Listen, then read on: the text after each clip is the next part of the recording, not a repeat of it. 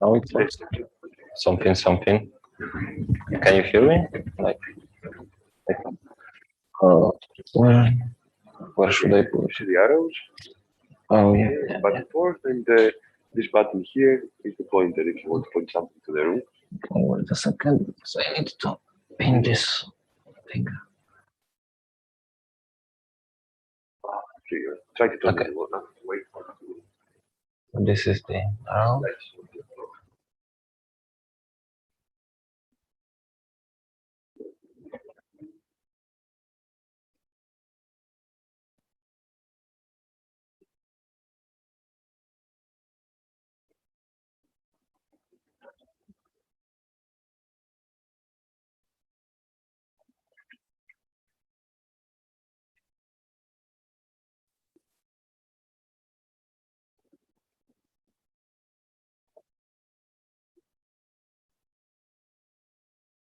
You want to carry on the pointer and changing your slide? Yeah, it worked.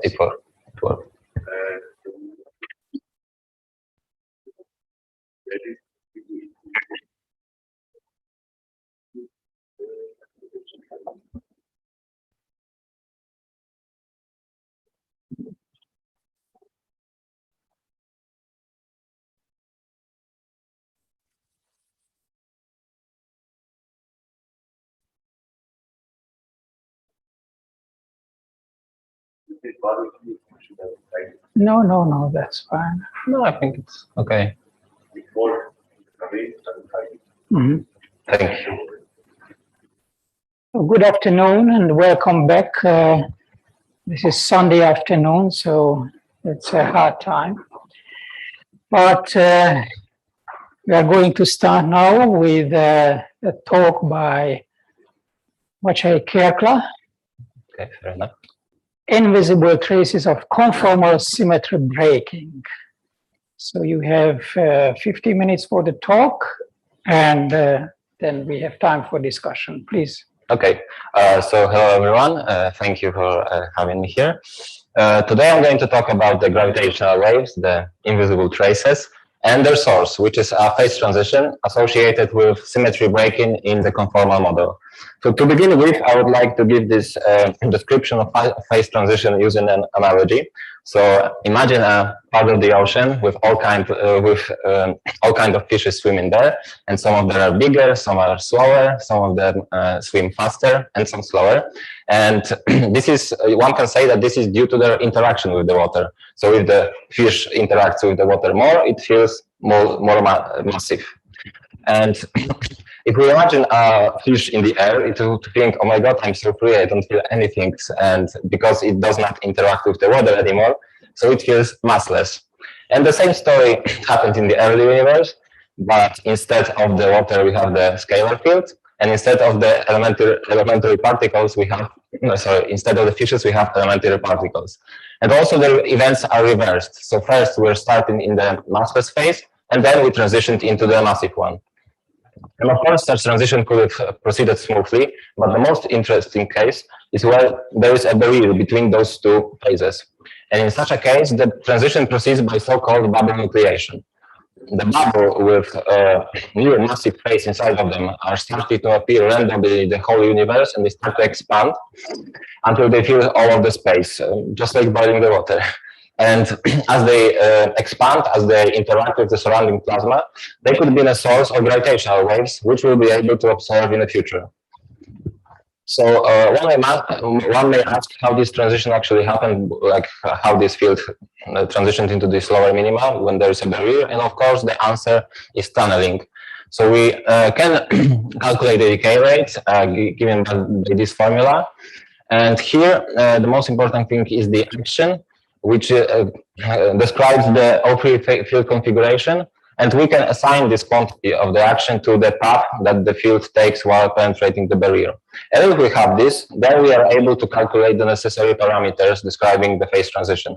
And to name a few, I think main ones, the first one is the strength of the transition, which is giving us the ratio of released energy to the radiation energy density at the temperature at which the transition happened. Then we have also the bubble radius. which in alternative description can be thought of as a time scale of the transition. And there is also a bubble wall velocity, which is quite difficult to calculate, and I'm not going to discuss this in more detail, but I encourage you to stay after my talk, because Marco, who is a postdoc at our university, is going to treat this subject in more detail. Okay, so if we know how to describe the tunneling of the fields, we know how to describe the phase transition, then how one arrives at the gravitational wave signal. So here is the plan. First, we need a model. It has to be a BSM model, because on the grounds of the standard model alone, one cannot have a first-order phase transition. The transition is smoothly, nothing intrinsic happen. Then we need to calculate those parameters, and finally, we may use the numerical simulation to obtain a gravitational wave power spectrum. So let me introduce the model. It's called SU2-CSM. It consists of the standard model and an additional SU2 gauge group. There's a new scalar field is introduced, which is a doublet under this new group, while singlet under standard model. And they interact only by this Higgs portal term, as you can see here in this 3-level potential. The H is Higgs field and phi is a new scalar. This C letter over here corresponds to the key feature of the model, which is the classical conformal symmetry. By that, I mean that there are no dimensionful parameters in the Lagrangian, a 3-level Lagrangian, and all the masses are generated by the Kalman-Weinberg mechanism. So this alleviates our hierarchy problem. Moreover, the model is perturbative and stable up to the Planck scale. The new gauge boson X is stable, and this is our vector dark matter candidate. And also, like all of the conformal models, this one exhibits a feature called supercooling. So in the few next slides, I'm going to discuss some technicalities concerning the phase transition in this model, and then in the end, I shall show you the resulting gravitational wave power spectra obtained in this model. So first of all, how the tunneling proceeds in this model? Well, it's quite simple actually, which is surprising maybe, because it proceeds only in this new scalar field direction. So instead of just going straight to the global minimum, first this new field tunnels through the barrier in its direction, and then it rolls down and to the global minimum, where both of the fields H and phi acquire a non-zero VEV. But then, okay, there is a global minimum, but how it was generated if there are no mass terms in the theory? And the answer is Kalman-Weinberg mechanism. So here's an example of a massless scalar electrodynamics. You can see the plot of a 3-level potential. This is just this simple quartic coupling. And there's obviously no explicit symmetry breaking over there.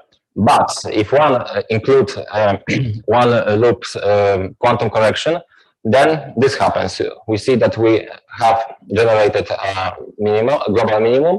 We have non-zero VEV, and we can generate the masses in our theory. So in those conformal models, there's also this thing which is called supercooling. And this is a quite big feature for phase transition, because it allows the phase transition to happen at temperatures significantly below the electroweak scale. And this is due to the fact that this barrier, which is thermally produced, lasts till the very T equals 0.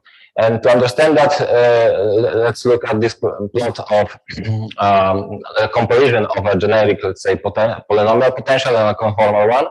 And this key feature is here and there on the beginning, because as you can see, the conformal potentials are flat at the beginning. So even the slightest thermal correction is going to produce the barrier. While in case of polynomial potential, those corrections at first needs to lift the potential up and then only produce the barrier.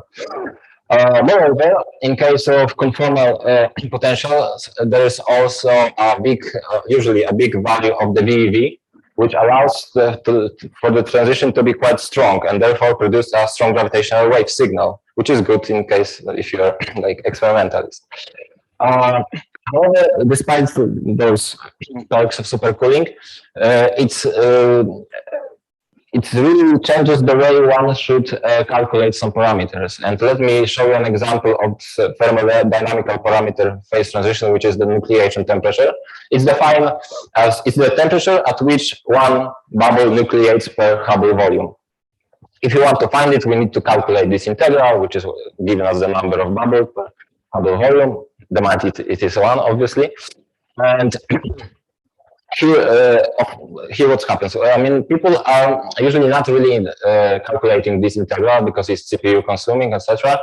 And instead are using this simpler criterion, But this is not a good approximation in case of model with supercooling, and this is due to the fact that because the nucleation happens at lower temperatures, significantly below the temperature for critical temperature at which the two minima are coinciding, then at some point the thermal corrections are producing a non-zero vacuum energy at the false vacuum. And at some point this energy is going to be bigger than the radiation energy, and we have a vacuum domination era, and this causes some sort of thermal inflation. And therefore this simple formula is no longer valid. But if one wants to use some sort of approximation, then one may notice that the main contribution to this integral is this part, and then the demand that only this part must be equal to 1, and we arrive at a simpler expression. Also, after the nucleation, the bubbles must percolate, and this is the time at which the phase transition is finished. So this percolation temperature can be obtained by calculating the volume of space converted into the true vacuum, and then solving it for the following condition. And also, in many cases, people are assuming that the percolation happened almost instantly after nucleation, and those two temperatures are rather the same. But in case of those models with supercooling, this is not true, because well, not only the percolation happens much later than nucleation, because we have this thermal inflation, but might even not happen at all. So, want to make sure that indeed it happens. Yes. If we take care of those nuanced technical stuff, then one may finally ask, okay, but what are the sources of gravitational waves? And there are three actually. So we have the bubble collisions, and sound waves in the plasma, and turbulences in the plasma. And how would one distinguish between them? What is the major contribution? Well, we need to calculate the so-called efficiency factors, and the efficiency factor for collision is given as the ratio of the energy transfers to the bubble wall divided by the total released energy.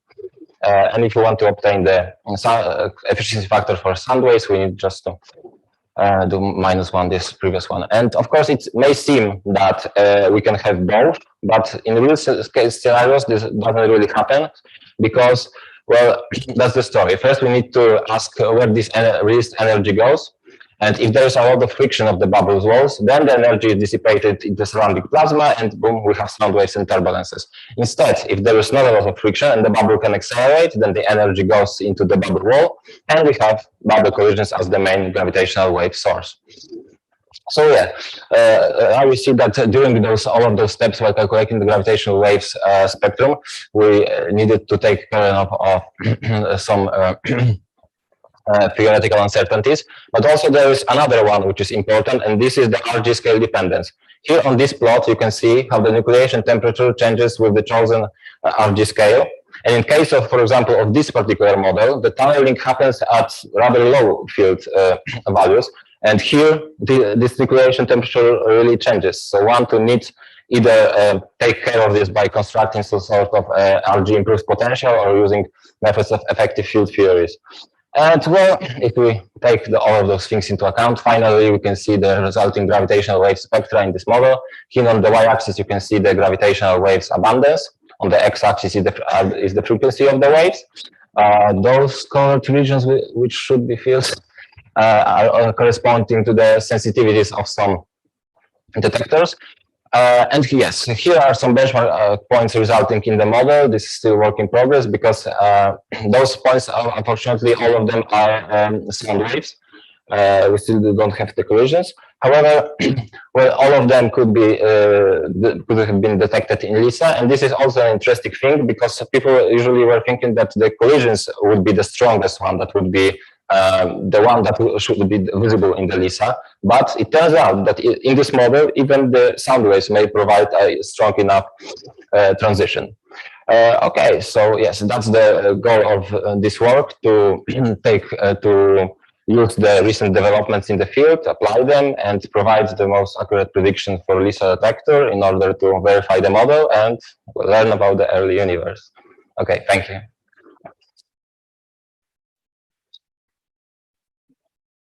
Thank you so much.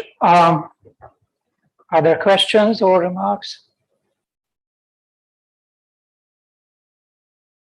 while people are thinking, I have one. At the beginning, you mentioned that the hierarchy problem is elevated. By that I mean that. Can you comment on that? Yeah, by that I just mean like in the standard model we have this fixed mass term, Yes. but here you do not have that explicitly, because in the tree-level potential you just have those where is it? Those lambda couplings, and that's all. So it's not like a solved completely, but this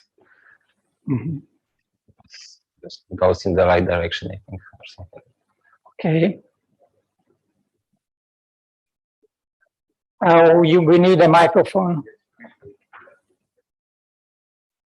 Yeah. I mean, when you say this intermediate inflation, could you, I mean, what do you mean by that? I mean, could you please explain? By this formal inflation? By intermediate inflation, I mean, when this vacuum energy dominates? Oh, yes. So this happens below the critical temperature at which the minima coincides, and then you have this temperature at which when you compare those two contributions from the radiation energy density and from the released energy, the vacuum energy, at some point the vacuum energy is going to be bigger, and it starts being bigger, and this radiation is starting to be more negligible. Okay, so but at some point this vacuum energy will radiate, I mean, will come into radiation, so that means it will produce entropy, right? Yeah, there is, after the transition, there is the reheating. Yes, yes, exactly. So, so my point is, if you generate dark matter, then your relic density is going to be diluted by that entropy production. Oh, okay. As I can't really comment much about the dark matter because I wasn't doing it in this model. Yeah, okay. But yeah, there are not some regular mechanism, but still some mechanism that can be used in this model to explain the dark matter, and we are doing it. The Alexander's in our group is going to take care of it. Okay, thanks. So there was a question by Zbigniew. Yeah.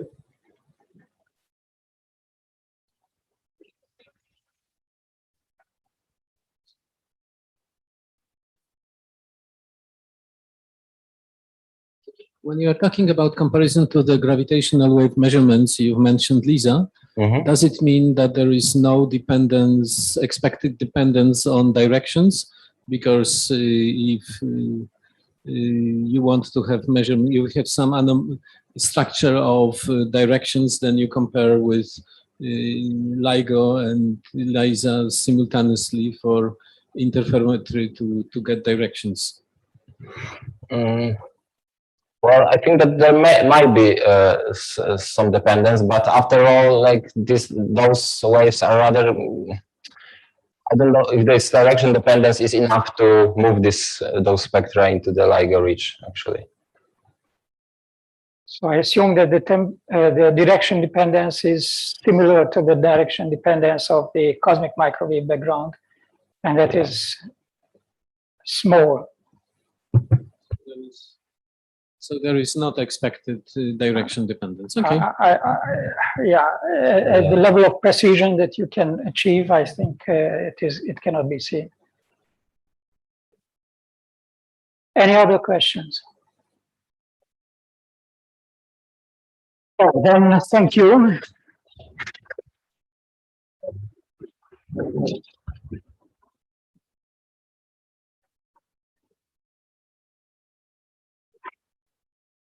And we go on to the next talk, which was already introduced by the previous speaker.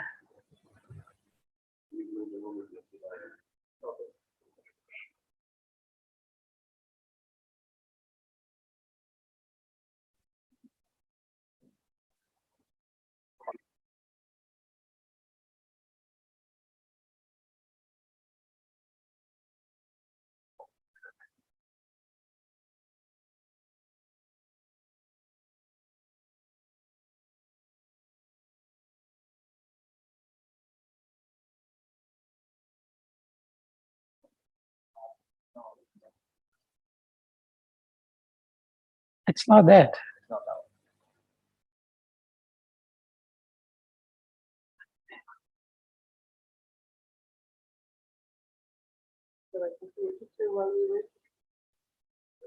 Marco, picture.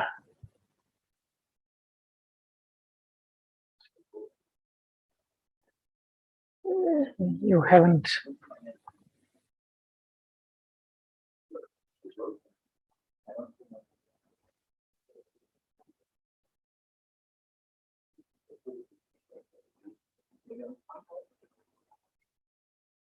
When did you send it? When did you send it? Before we started. Ah, okay.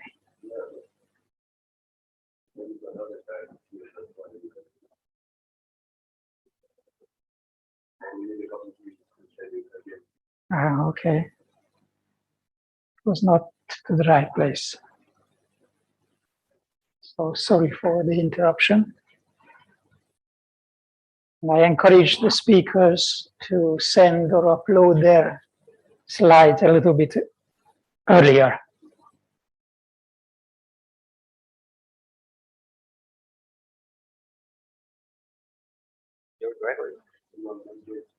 It was sent to the different.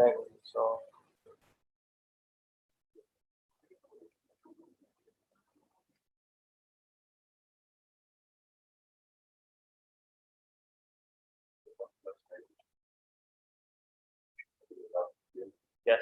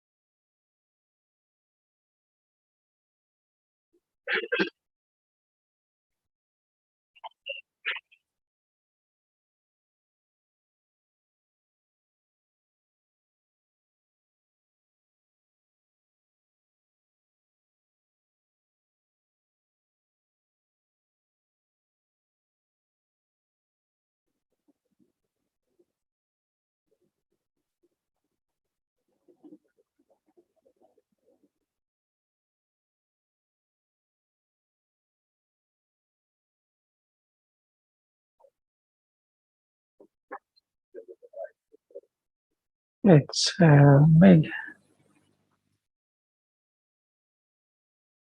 It is coming on the pen drive.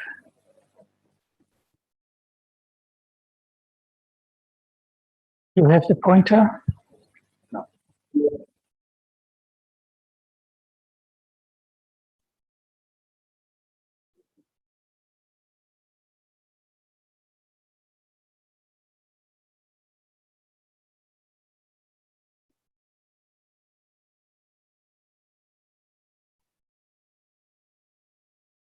So our next speaker is Marco Marchand from Warsaw, and he's going to talk about the electroweak bubble wall expansion. It's a continuation of the previous. Yes, so you have 15 minutes for the talk, and I give you warning after 10 minutes. And you can start. We cannot hear you, can you? Okay.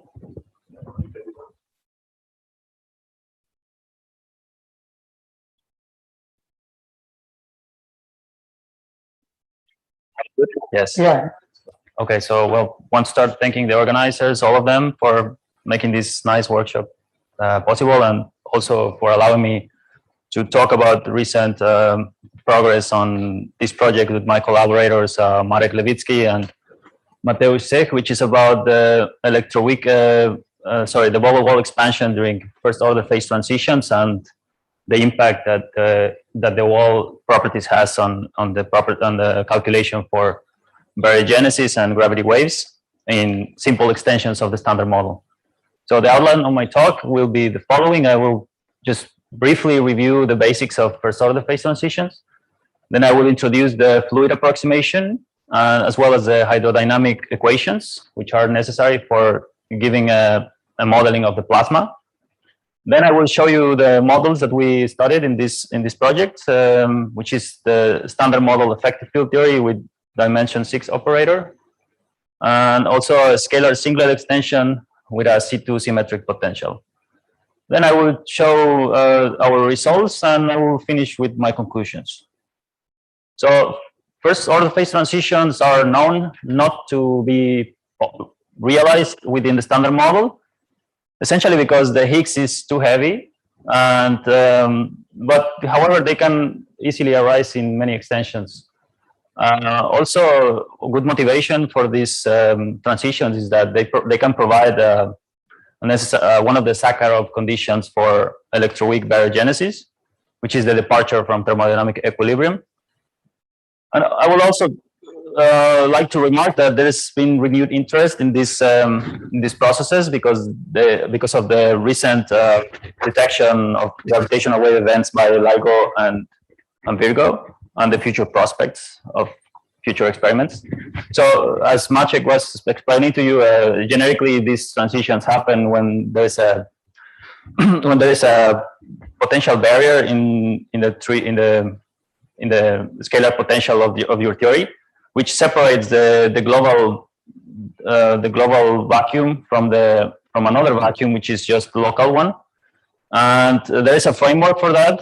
You can compute the probability of transition, which was developed in the 70s by Coleman. And so it all boils down to solve for the Euclidean action of the system. And one important measure of the transition itself is to compare the probability of transition with the Hubble scale. So when they become of similar magnitude, then you start to have bubble nucleation, which is what it means is you have regions of space that are correspond to the true vacuum of the theory that start to form and expand until they fill up the entire universe that is in the false vacuum. And these bubbles they're expanded, and the expansion is driven by the potential energy difference coming from the difference in the potential.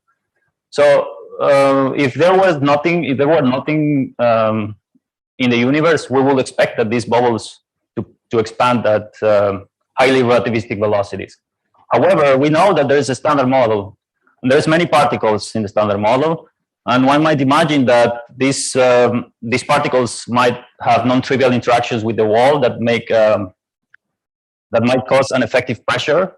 And at the end of the day, what we're asking is if this pressure from these particles might balance the expansion pressure coming from the inside of the bubble. So do we ask, does the wall reach a steady state or not, and under what conditions? And it turns out that there's not a generic way to answer this question, but there are certain assumptions that one can make. And in this study, we are using the so-called semi-classical fluid approximation, which entails to the following assumptions.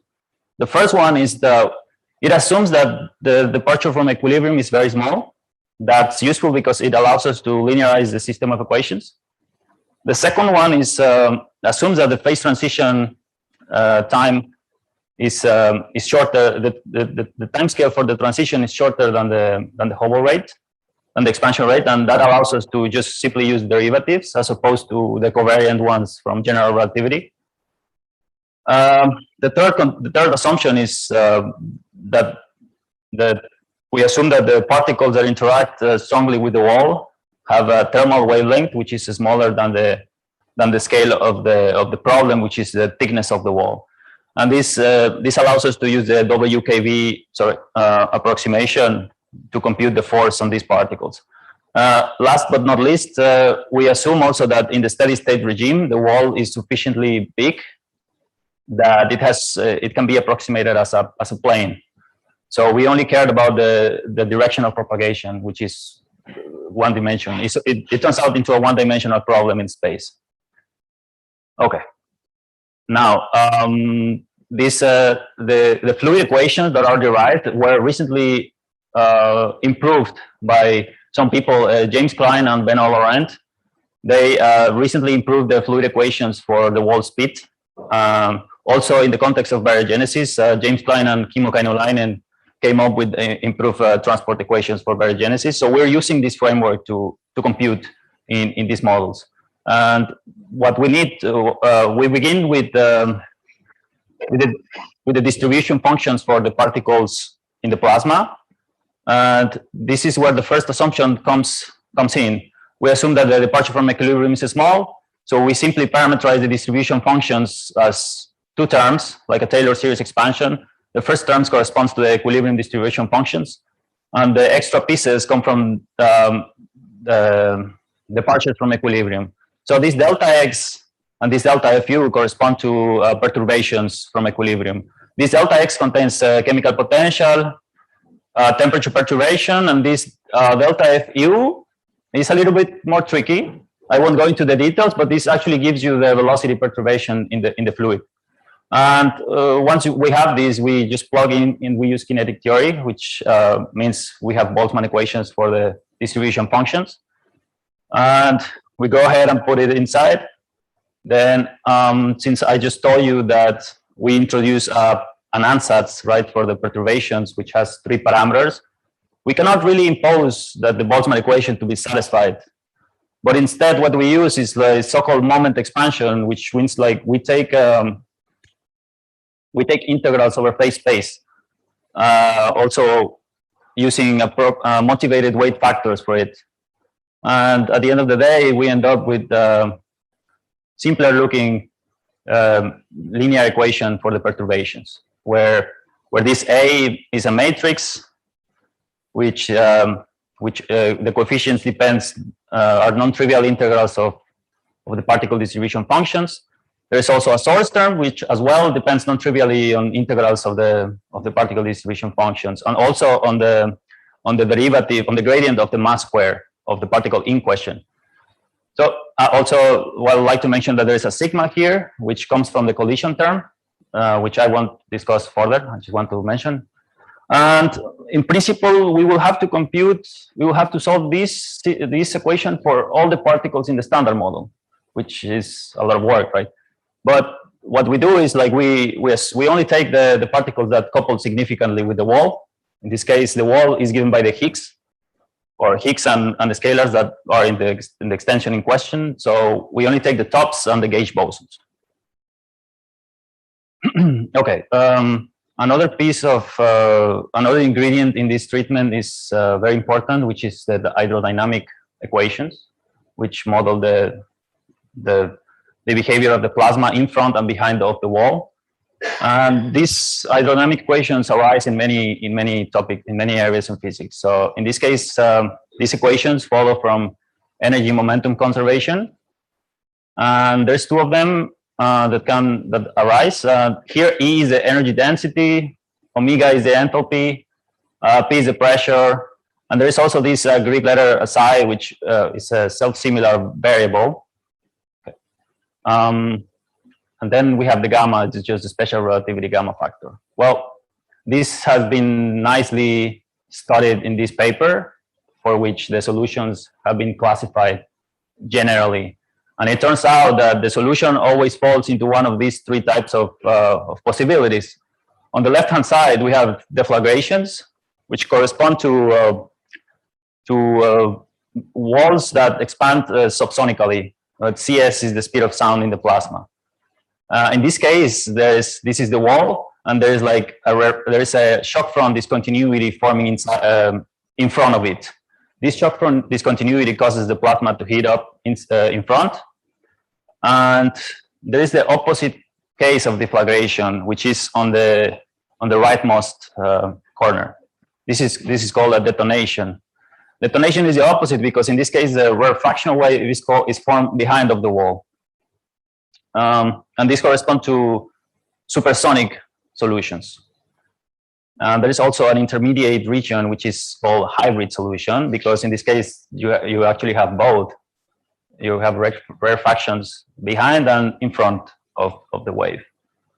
So these equations allows us to obtain the thermodynamic properties in front of the wall, which are the right variables for baryogenesis. So this is the slide for the algorithm. So let's just remind ourselves that the wall is characterized by three parameters. It has a velocity, it has a thickness, and there is also the Higgs amplitude, which interpolates smoothly between true and false vacua. So we start with an initial guess, this is borrowed from the bounce solution, which comes coming from the Euclidean action.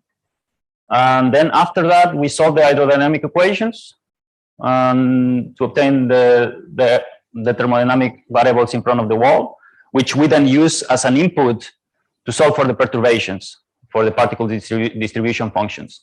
Now, when we have the particle distribution functions, we can compute the friction term in the Higgs equation of motion. So it turns out that the Higgs equation of motion, when there is a departure from equilibrium, it has an extra term, this one, which is explicitly dependent on these perturbations. And so depending on how big or how small this friction term is, then the wall might or might not reach a steady state. But to answer that question, we need to solve this equation, right? But since in the initial guess, we're choosing a specific form for the profile, again, we're in the same position as with the Boltzmann. We cannot really guarantee that this will be satisfied everywhere. So what we do is we take advantage of moments. So we take integrals over space of the equation of motion. So the first moment is multiplied by h prime, which is the derivative of the gradient of the Higgs profile. And it has physical meaning, this one, because it turns out that you can easily manipulate this, and it turns out that this is the TZZ component of the energy momentum tensor. Okay, I'll speed up. And if it's not zero, well, the wall is accelerating, right? And then M2 is related to the pressure gradients in the wall, so it corresponds to stretching or compressing of the wall. So the first model that we'll talk about is SMEFT, which is just a standard model. So, but effective field theory standard model, so it means it's supplemented by higher dimensional operators. In this very simple case, we only have to add an extra dimension 6 operator, where kappa is 1 over the cutoff square. And this well, this is enough to obtain a first order phase transition. It turns out that the minimization conditions allows you to trade the parameters, and for sufficiently low values of the cutoff, you can have negative quartic, which allows the formation of a potential barrier, as I'm showing here. The other model is a little bit more complicated, but still simple enough to handle, and is a scalar singlet model. It's a gauge singlet, so it's not charged under any standard model group. And it has 3 free parameters: has a mass, a Higgs portal coupling, and also as well the singlet quartic. And what is nice about this model is that the phase transition happens in 2 directions. So it actually develops what it's called a 2-step first order phase transition. What I'm showing here is a contour plot of the potential evaluated at the nucleation temperature, where you can see that there is a 2 minima, and the bound solution, this is the bound solution direction connecting the 2 minima. And well, this is also nice because it avoids constraints from electric dipole moments. This is the operator that we add for CP violation. Okay, so let me just go ahead and present the results. This is the velocity results. We found that for both models, there is a very similar behavior. The velocity of the wall compared with the thickness of the wall. This is for SMEFT, and this is for the scalar singlet. And we found that the stronger transitions lead to faster walls in both. And also we found that slower walls are thicker, and also that faster walls correspond to bigger profile amplitudes. So we suspect that this is a generic trademark of any simple extension of the standard model. Another important result that we found is the limit of applicability of the fluid approximation. What we found here is that for sufficiently enough transitions, the velocity hits the so-called Yoget velocity, which defines a boundary of at which detonations start to form. This is very important because we were only we were only capable to find deflagrations and hybrid solutions. While for detonations, there is no solution to the moment equations, and there's no balance of pressure. So we expect in those cases that the wall just keeps on accelerating, becoming thinner and thinner, and violating the premises of the approximation. In that case, well, other assumptions might become necessary. Now, electroweak baryogenesis in SMEFT, well, it's a simple CP violating operator. Is very constrained by electron-electric dipole moment constraints, which push the CP violating scale very high. So SMEFT is not suitable for electroweak baryogenesis. On the singlet, is more optimistic. We found that can easily accommodate the bow, the baryon asymmetry, and there is only one collider constraint coming from resonant singlet production followed by gamma-gamma decay. And so the singlet can do the job. At the end, we calculated gravitational wave predictions for both. For SMEFT, we found that only the strongest transitions can lead to observable gravitational waves at LISA interferometer. For the singlet, well, there is nothing out there that we expect to be observable. So just to conclude, the generic conclusion is that the determination of the wall properties is important to compute from first principles, so to give a accurate prediction for the viability of baryogenesis and also for the prediction of gravity waves. And we found that the fluid approximation only works in a small region of parameter space, and other frameworks might become necessary. Detonations are not realized in this approximation, and also the hydrodynamic treatment is crucial because without it, we actually don't find solutions. And then more particularly of the model studied, we found that the scalar singlet model is useful for baryogenesis, but does not lead to observable gravity waves. And SMEFT is a simple toy that is not suitable for electroweak baryogenesis, but however gave us observable gravity waves. So thank you. Thank you. Questions? Yes. Oh, we need a microphone.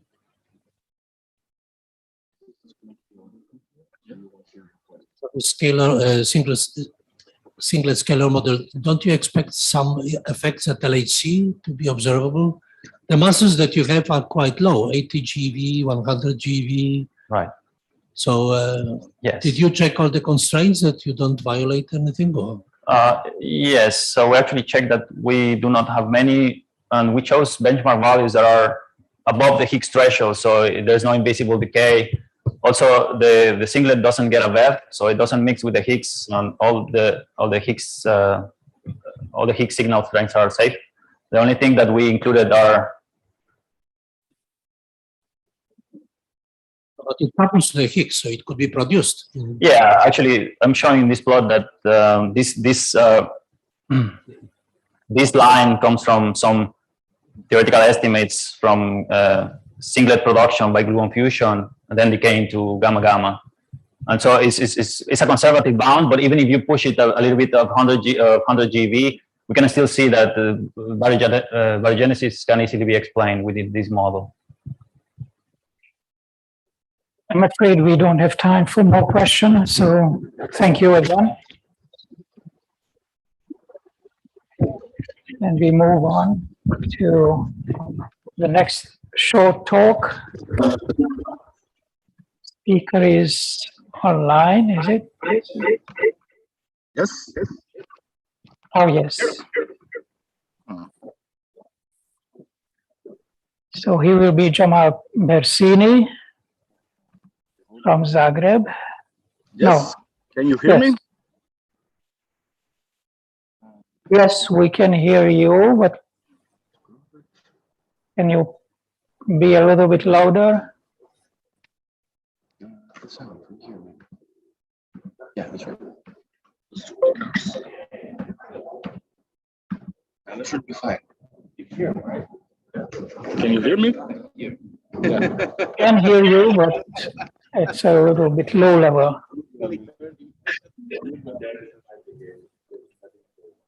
And can you share the slides? Yes. Try to share it. Okay, we see the slides. Okay. So hello to everyone. We hear you, but at very low level. So, or you increase here. Yes, if you can increase here, because already should increase less here. Can you hear me well? Well, can you hear him well?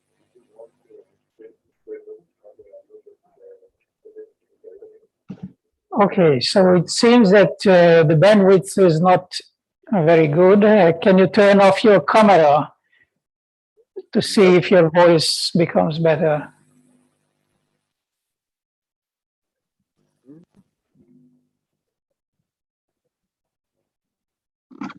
Okay.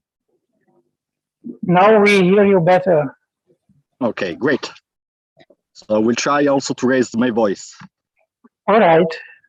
So you can go ahead. You have 15 minutes.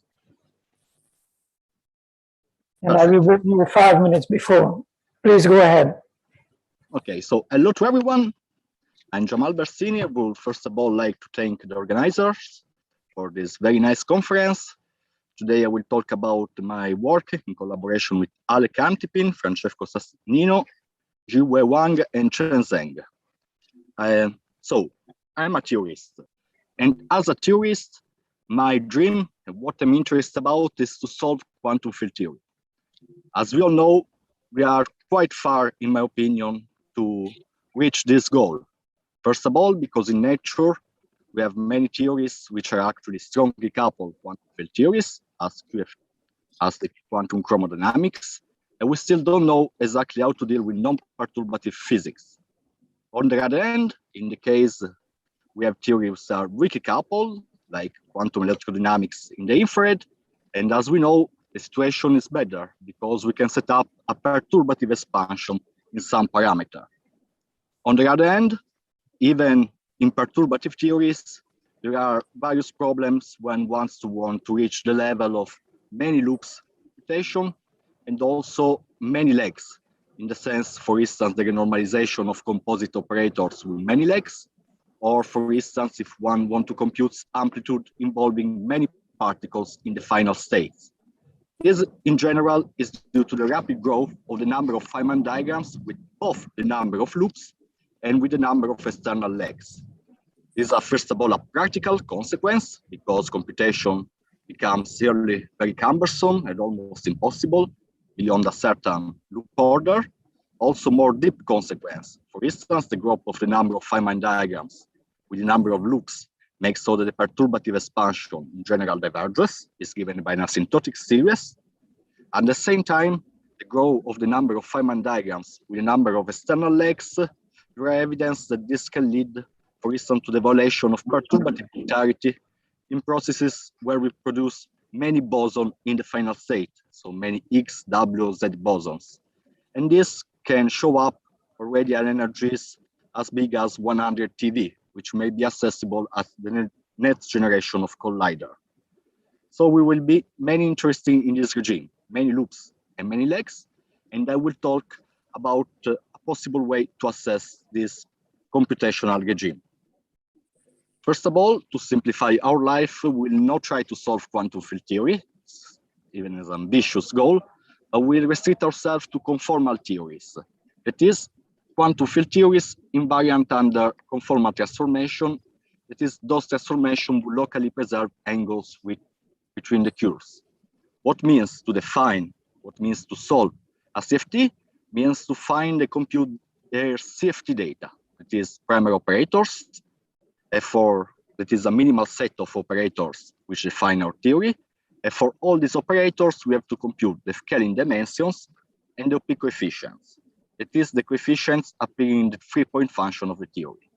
Once we know this number, we have solved our conformal theory. Conformal theories have many applications, ranging in various fields of physics. As we know, they appear in the stream of the RG flow. They describe critical phenomena, so continuous phase transition, and they are also relevant for string theory and for the search of quantum gravity, for instance, to the mechanism of asymptotic safety or to the ADS-CFT correspondence. So let's say now that we want to solve conformal field theories. Which tools do we have?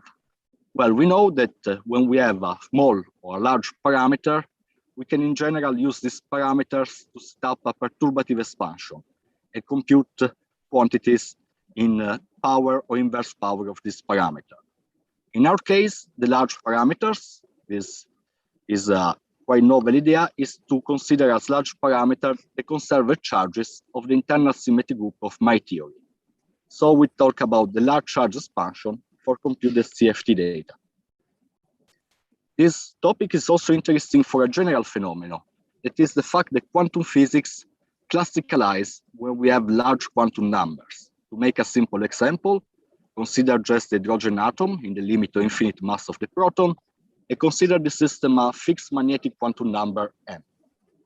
We can compute the quantum ground state energy, which is shown on the left, and we can make the same computation in the classical framework, shown in the right.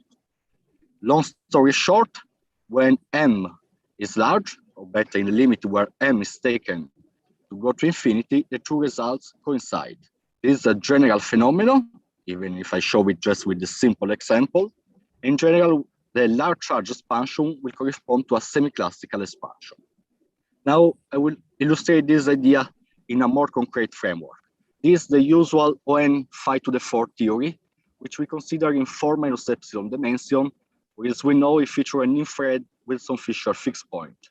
The Lagrangian is given in the slide, so it's just the usual phi to the 4 theory. There are 2 particular cases which are physical very interesting. The case is epsilon equals 0, so 4-dimensional physics, and equal 4, when this Lagrangian describes the scalar sector of the standard model, that is the X sector. But it's also interesting, more for condensed matter theory, the limit epsilon equal 1, it is 3-dimensional physics, which is relevant for a variety of real-world systems as ion superfluid, magnets, superconductor, polymers, all those systems which falls into an universality classes. So in this case, we have ON conserved charges. Let's consider even n, we have n-half charges, which is the rank of the group, number of commuting generator, and consider to fix them all. Then to proceed with our computation, we perform a first step, which is we use conformal symmetry to map our theory to the cylinder. In this case, dilatation on the plane become time translation on the cylinder. In particular, the eigenvalues, so the scaling dimension of the dilatations, becomes the energy spectrum on the cylinder. In particular, energy and scaling dimension are related by this formula, equals delta over R, where R is the radius of our cylinder.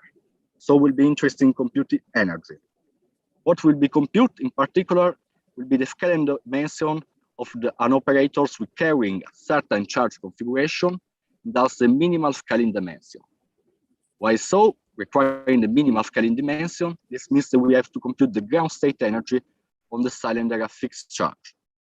This can be computed by usual means, considering the matrix element of the evolution operator, e to the minus ht, with h the Hamiltonian, t the cylinder time, and then taking the limit t goes to infinity in order to project this matrix element onto the ground state. Then from it, we can extract the ground state energy, the scaling dimension we want to compute. Also, we have to know what we are computing. So considering this scaling dimension, we found that this corresponds to the scaling dimension of operators transforming in the traceless symmetric Cohen representations with Q indices, where Q is the sum of the charges, the total charge. To have an idea, these representations can be depicted as a Young tableau with Q boxes in just one row. For instance, for Q equal 1, we have the field phi I, the vector field itself. For Q equal 2, we have the traceless symmetric Cohen tensor, and so on. Physically, these operators represent anisotropic perturbations in an invariant system, and the scaling dimension define what in condensed matter are called crossover critical exponent, which measure the stability of the system against this perturbation. For instance, we can ask as an invariant magnets at the ferromagnetic phase transition is perturbed by its crystal structure. So this is what we are computing. So we I discussed that the large charge expansion will be a semi-classical expansion. So we start by analyzing the solution of the classical system at fixed charge. This solution is partially homogeneous, and writing our field in complex coordinate and then using polar fields, we have the radial modes take a wave, while the angular mode take a time-dependent wave with the parameters mu taking the role of the chemical potential of our system. A special property of this solution is that then we can use an ON rotation to assign all the charge to a single Cartan generators. So it's like we have just one charge. At this point, we have all the elements to proceed with the computation. We consider our matrix element of the evolution operators, is part integral expression, which will be dominated by an effective action. This effective action is nothing else than our original action, plus a term which implements the charge fixing, here in red, and a mass term which coming from the curvature, because we are on a curved background after having mapped our theory to the cylinder. Then, computing this part integral semi-classically, we have our golden formula for the scaling dimension of the lowest lying operator with charge Q, which is an expansion in inverse power of the charge, where every coefficient functions depend only on a sort of Toff-like coupling, which is defined as the product of the coupling with the charge. This is very analogous to the planar limit, so the large number of color expansion or the large number of flavor expansion in gauge theories. Again, the interesting fact is that every coefficient function actually gets some an infinite series of Feynman diagrams. Let's see how this works. Okay, great.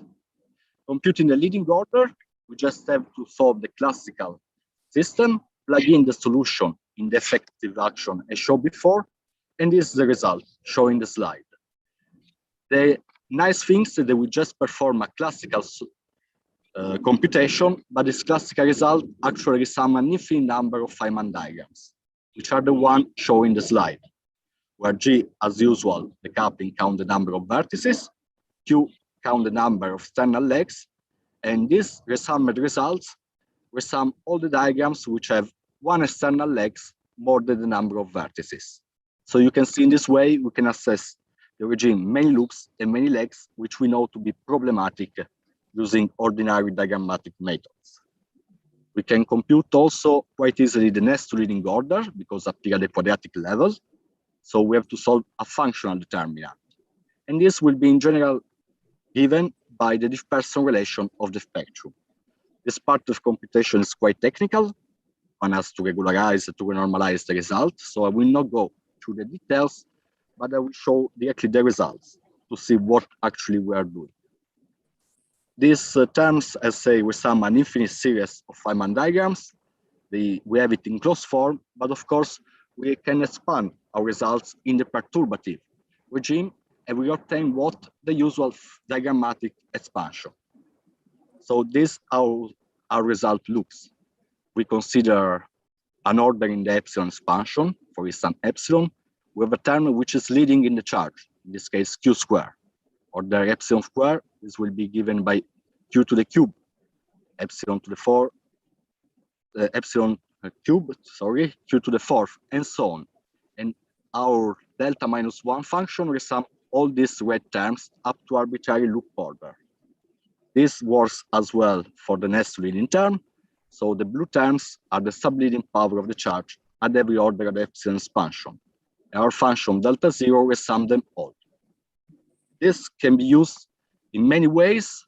First of all, one can consider, for instance, order epsilon square. You see that we have a red term, which is contained in delta minus 1, a blue term, which is contained in delta 0, and a third term, which will be contained in delta 1.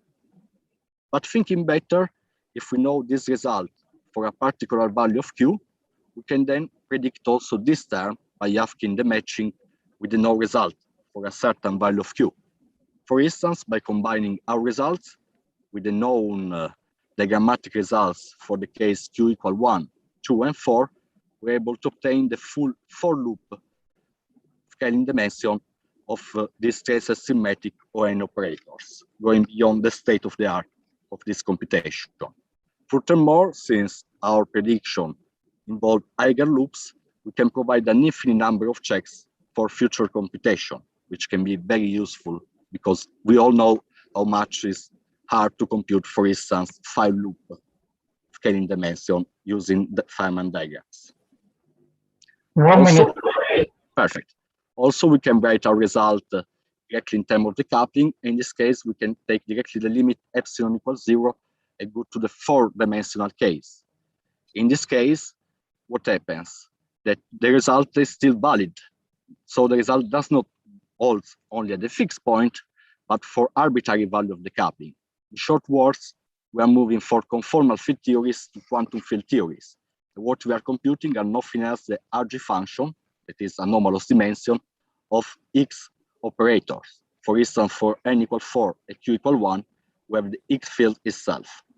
I don't have time to go through all what I want to tell you. As last things, which I find interesting, is a conjecture which has been inspired by our result, which is called convex charge conjecture, as proposed just 1 week ago by Aaron and Palti, which state that every unitary CFT should satisfy the inequality shown in the slide. And this is nothing else than an holographic version on the CFT side of the weak gravity conjecture. Once it states that exists at least one charged particle in the theory which has no negative self-binding energy, cannot create bound states. As we see, the ON model between 2 and 4 dimensions at infrared fixed point satisfy the conjecture, and I didn't have time. Also, there are many beasts here to say that the ON model instead between 4 and 6 violates the conjecture, but it's because the model is non-unitary. And with this, I thank you for your attention. Thank you. There is a question by Nikos, so please go ahead.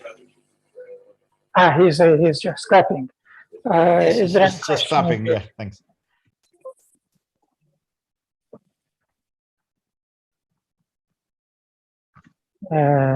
Online, any question?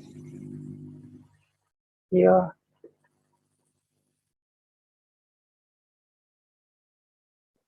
Well, then we thank you for the talk and we move on.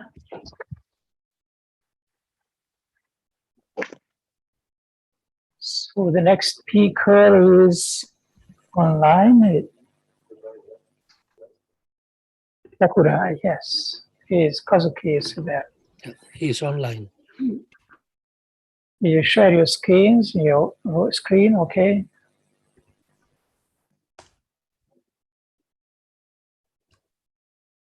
Hello, can you hear me? Here is Kazuki Sakurai. Are you ready? Yes, can you hear me?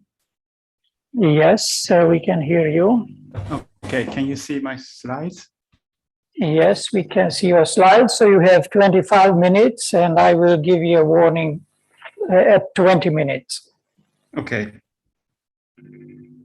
So thank you very much for giving me opportunity to give a talk here. So today I'd like to talk about this G-2 topics on supersymmetry. So this is a collaboration with Manumara Chakraborty and Sho Iwamoto, Jonsu Kim, and Rafael Masewek.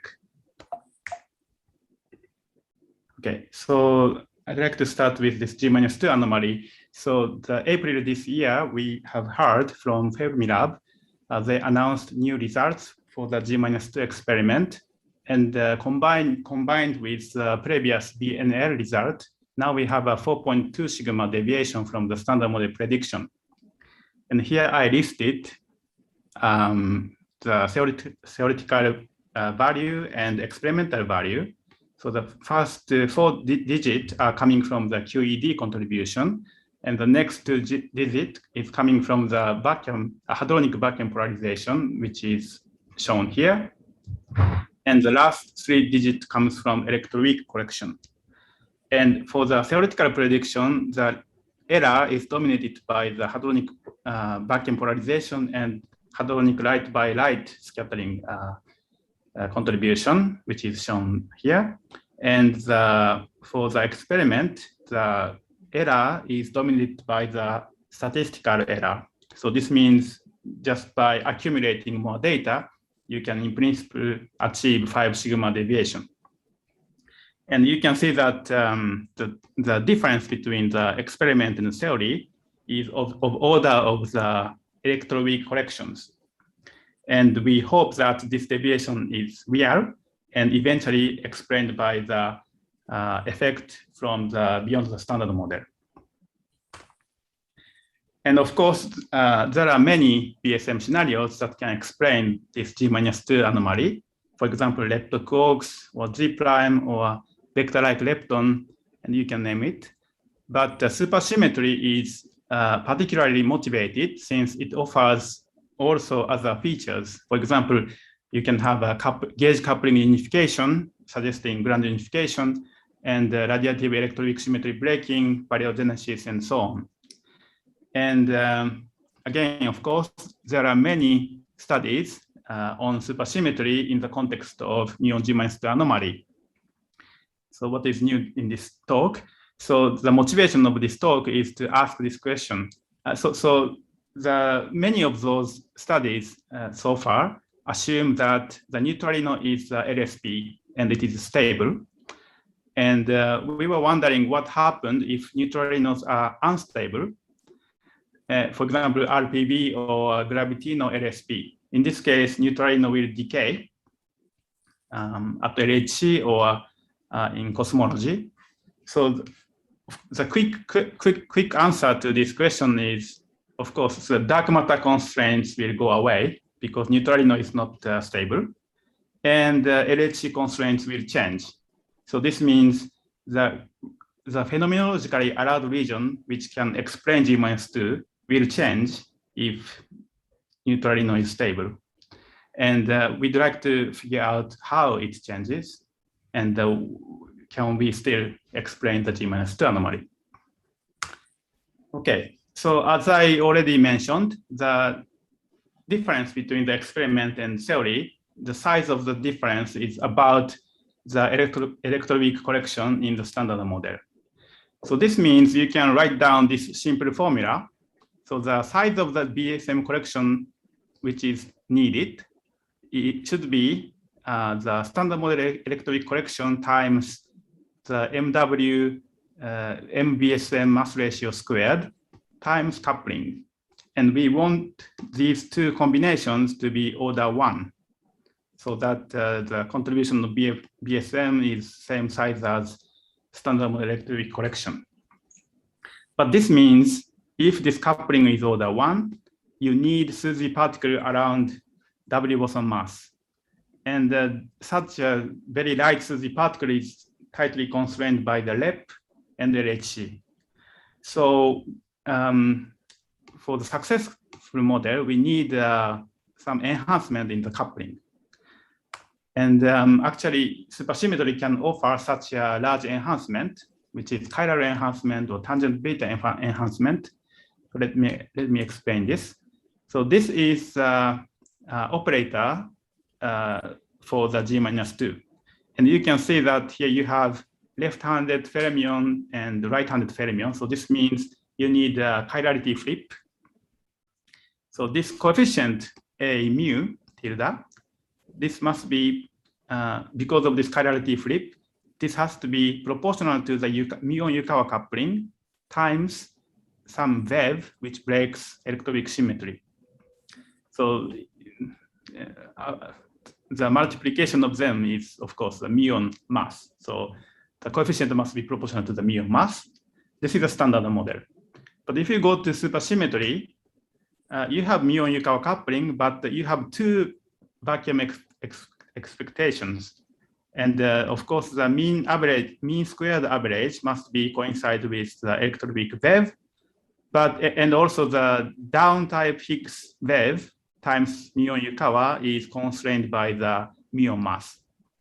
But we have another wave, which is HU, and if the SUSY contribution is proportional to the muon-Yukawa times HU, then if you take HU much larger than HD, you can have a large enhancement. So this ratio is called tangent beta, and the SUSY contribution can be proportional to the tangent beta. And tangent beta can be, phenomenologically, can be from 5 to 60. And if you take this value, then M SUSY can be pushed up to 200 GeV to 600 GeV, which can satisfy the LEP constraints. Okay, so in our analysis, we decouple colored SUSY particles because they are strongly constrained by the LHC, and also they anyway do not contribute to the G-2. So G-2 is basically blind to those colored particles. And in practice, the SUSY contribution to G-2 muon depends on the 5 mass parameters plus tangent beta. So these are the 5 mass parameters. So one is Bino mass, and M2 is Wino mass, and mu is Higgsino mass. And here we have 2 kinds of lepton masses. So one is right-handed lepton mass, and I adapted this universal mass assumption because otherwise you violate lepton flavor, and it gives a too large contribution to the mu2 E gamma process. So this is almost necessary condition. And this another parameter is the left-handed lepton mass. So this is also for all 3 flavors, and also the neutrino and lepton left-handed mass should be the same. And the last parameter is tangent beta. Okay. So supersymmetry, the SUSY contributions can be decomposed into 4 terms. So these are different, they are characterized by the different Feynman diagrams in the mass insertion scheme. So the first contribution is WHL contribution. So this is given by this diagram. So here you see it propagates the Higgsino and Wino, and also the neutrinos. So for this contribution to be relevant, you need the Wino, Higgsino, and left-hand lepton mass all very light. Because if one of them are very heavy, this contribution will decouple. And next contribution is BHL contribution. Here I just replaced Wino by Bino. Okay. So here you need light Bino and light Higgsino and light left-handed leptons. And the third contribution is BHR. So here I just replaced the neutrino by the right-handed semyon. And so this contribution again, you require the Bino, Higgsino, and right-handed lepton to be light. Okay. So these are the 3 contributions which requires very large mixing between the Gaugino and Higgsino, because you see that both Gaugino and Higgsinos are propagating in the loop. But if you have large mixing between the Gaugino and Higgsino, this gives you very large spin-independent cross-section for the dark matter direct detection scattering amplitude. So in the scenario where the neutralino is stable, the parameter region is very strongly constrained by the direct detection measurement. So these 3 contributions are subject to this direct detection constraint. And I haven't talked about this, the last contribution, BLR. This is somewhat different from the previous 3 contributions. So in this contribution, chirality flip happens in the lepton sector, whereas before it was happened in the propagator in the Higgsino and Gaugino propagator. And so the size of the chirality flip is proportional to mu times HU. So to get an enhancement, actually we need large mu. So the condition for this contribution to be large is Bino and both left and right-hand lepton must be light, and also Higgsino must be very heavy. in this region, this diagram will contribute. But there are some constraints. So first of all, if you look at the star mass matrix, this mu times HU, which is necessary for G-2, is sitting in the off-diagonal component. And if this component is very large, then the determinant of this matrix becomes negative, which means one of the stars becomes tachyonic, or before that, it becomes very, very light. So if the eigenvalue is negative, this means star field will develop some vacuum expectation value, which breaks U1 electromagnetism. So this is phenomenologically, it is not allowed. So the star mass has to be positive. And also we have to take account the left bound. The star mass has to be larger than 90 GeV. And also, if star is LSP, if you consider RPV, if you don't consider RPV or gravitational LSP, then the star LSP is forbidden because it's charged dark matter. So the star 1 must be larger than neutrino 1. And actually, one of the most stringent constraints comes from the vacuum stability. So if off-diagonal element is too large, then you can find some true vacuum, which is not same as our electroweak vacuum. So we have to check the lifetime to tunnel into the true vacuum, and this gives you some upper bound on the off-diagonal component. Okay, and another important constraint comes from the overproduction of the Bino-like neutralinos. Because in this scenario, the mu is very large and Bino is very light. So this means neutralino is almost purely Bino. And Bino doesn't have strong interaction in the early universe for the co-annihilation. So usually Bino will over-abundant and it overclows the universe. So we have to check also this constraint. So this is a summary of this SUSY supersymmetric G-2. So we looked at, there are 4 contributions, and in the first 3 types, we need large Higgsino and Gaugino mixing, and this will be constrained by the dark matter direct detection. And also Higgsino and one of the Gaugino, so Bino or Wino, or one of the lepton, so left or right, must be very light. So they are also constrained by the LHC. And for the BLR contribution, here we have Bino must be light, and both left and right-handed lepton must be light. So also we have to check LHC constraint, and also we have to check the overproduction of Bino and also vacuum stability. So this is the story for if the neutralino is stable. But if you go to RPV or gravitino LSP, neutralino is no longer stable. So you can actually forget about this direct detection constraint and also Bino overabundance, but the LHC constraint will modify. So let's consider. Let's look at how LHC constraint will change. So let's start with the gravitino LSP. So in the gravitino LSP can be obtained in the gauge-mediated SUSY breaking scenario. And actually, light gravitino is motivated by naturalness, because here, this is the quantum correction to the Higgs mass squared.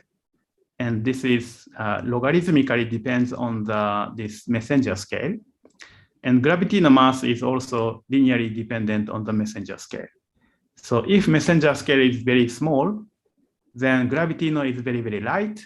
And also the quantum correction on the Higgs is very light, very small. So we don't need fine tuning with the bare mass and quantum correction. Okay, so typically the gravitino mass can be 10 electron volt or 100 electron volt. And in this region, so the neutrino will decay in this case, decay into the gravitino. Gravitino plus photon, or gravitino plus Z boson, or gravitino plus Higgs boson. And we can compute the decay width. And we checked that in this region, the neutrinos are prompt. So we don't need to consider long-lived signature at LHC. So the story is you produce lepton or Higgsino, and they eventually decay into the neutrino, and neutrino will decay to gravitino, but this decay is prompt. Okay, and also the branching ratio to photon Z or Higgs depends on the composition of the neutrino. So if it is Bino-like, it prefers decaying to photon. And if it's Wino-like, it mostly decays into Z boson, depending on the mass. And also for Higgsino case, there is no decay mode into photon, but it can decay either Higgs or Z. Okay. So here we have, on the left-hand side, you see some typical signature when neutrino is stable. So here you have 2 leptons plus missing energy, but once gravitino is introduced, then the neutrino will be decay before reaching any detector, and decay into gravitino plus photon Z or H. So we have missing energy plus photon Z or H. Unfortunately, we have some measurements which look at the signatures. So actually, CMS is looking at these neutrino decay. So we are going to use these constraints to look at the parameter space. Okay, so moving on to the R parity violation. So if you break the R parity, then actually you can introduce these 4 operators. And among those 4 operators, the first one breaks baryon number, and the last 3 operators breaks lepton number. But breaking both B and L is not a good idea, because then the proton can rapidly decay into neutral pion plus positron. So we assume that we break only B. So we introduce only UDD operator. And for this coupling lambda double prime, we switched on only 1, 1, 2 index. So the reason for this is, so this coupling is not very strongly constrained by phenomenology. Here you can see the upper bound. And if you have this lambda double prime 1, 1, 2, neutrino will decay to UDS quarks. So they don't produce any top quark or B jet. So this is actually most challenging case for the LHC. 5 minutes left. 10 minutes? 5. Okay, so the neutrino will decay to 3 quarks, but no B jet, no top quarks. So this is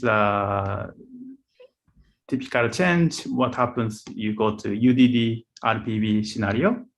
So on the left-hand side, you have lepton, multi-lepton plus missing energy.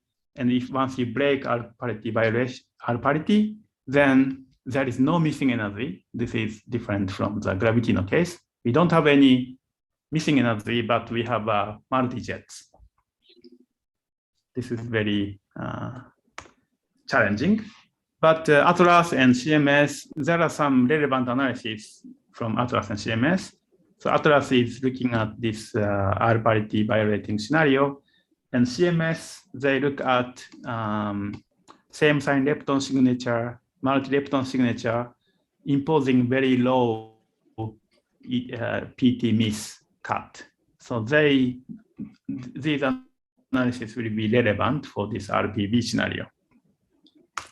Okay, so this is a framework we chose. So we use GM2 calc for G-2 calculation. We use micro omegas and SUSY heats for the spectrum calculations. And for the LHC constraints, we use HEP data information and also Fissia and Checkmate. And the following results are all preliminary. We just got it a few weeks ago. So let's start with this MSSM. So this is the WHL plane. So I decoupled Beano mass and right-handed lepton mass. And as I said, the WHL contribution depends on 3 parameters: the M2 and left-hand lepton mass and Higgsino mass. The Higgsino mass I picked below 20 GeV below the smallest of M2 and lepton. So this means across the parameters space, Higgsino is always LSP. So here you see that the green region can explain the G-2, and yellow is also. And the inside is actually the too large SUSY contribution to the G-2. So this is excluded. And this gray area is excluded by the direct detection measurement. And this hatched black region is excluded by the overproduction of the neutralino. Actually, this boundary of this black region is motivated because the neutralino abundance coincides with dark matter abundance we need. And outside, we have too few neutralino abundance, but this is okay because we can have action or some other component for the dark matter. But still, we have some constraint from the direct detection measurement. So this gray area is excluded. And if we project the future measurements, you see that for the direct detection measurement, the next generation direct detection measurement can completely cover the G-2 region. So the direct detection measurement is very important to check the G-2 anomaly. Okay, and then now I superimposed the LHC constraint. So CMS constraint is in the red and Atlas constraint is in the blue. So most of the region is excluded, but we have some region which you can explain the G-2 still. Okay, and this Atlas measurement is coming from the very soft lepton. They're looking at very soft lepton.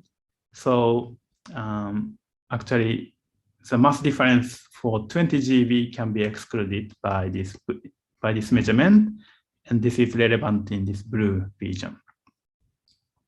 Okay, so this is MSSM. And now I introduce gravitational LSP, then its picture changes like this. So actually the whole region, so one change is of course, dark matter constraints go away, but the LHC constraint is very, very strong, and whole region is excluded. Your time is up. My time is up. Okay, just quickly. So for the RPV, also, most of the region is excluded. And for BHL, it's like this. Please, if you are interested please read the caption. But for the UDDRPV case, there is no constraint. BHR are the same. And if you go to BLR, for the MSSM, the overproduction is very stringent, but actually LHC exclude all the region. And going to gravitational LSP and RPV, some regions are opened up, especially for the RPV, many regions opens up. So BLR contribution can work for RPV. So this is a conclusion. And because the time's up, I don't go.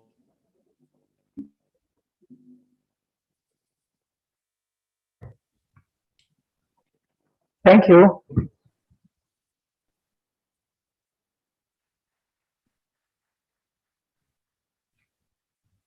It's a very nice detailed analysis. Thank you very much. Are there questions in the audience or remotely? Yeah. Can you hear? Excuse? Yes, there are some several anomalies in flavor universality seen in experiment in LHC also. These anomalies, are those something you can put together with your model, because you already found, you said somehow that flavor universality was threatened. You had to use some constraint or so. I think I'm asking if you are trying to, or could try to combine your picture to also study other anomalies so that you could get more fixed parameters from both sides. If you studied flavor universality violation, it has occurred in some decays of virus mesons, which then do that muon and tau or muon and electron have different rates from what you should expect from pure standard model. Yes, I agree that in this study, I completely assume the flavor universality. And if you go to the flavor non-universal case, then you have another constraint, but of course you have an opportunity to explain other experimental anomalies. That's true. We have a question in the audience here. So of course, both flavor anomalies and the G-2 are not yet discoveries. So we have to keep that in mind. Yes, yes. Hi, Kazuki, this is Marcin. Thanks for a very nice talk. So just one question. So this RPV case seems to be the least constrained. Yes. Is it UDD, right? So UDD case is constrained for the particularly WHL scenario. Right, but there is like. But for example, for the not. Sorry, I don't know how to. Okay. So for example, this BLR is not really constrained, as you can see. Yes, exactly. Yes. And also for BHL or BHR are not very constrained. Okay, so my question is how much down in the parameter space you can go with the lepton masses? Like so lepton mass has to be around 160. You can see from here, right? It's below 200 GeV. Because of G-2, right? But, yes. But as far as the things are considered, you can go to the left limit of 100 GeV more or less. So yeah, you can go to that region. Yes.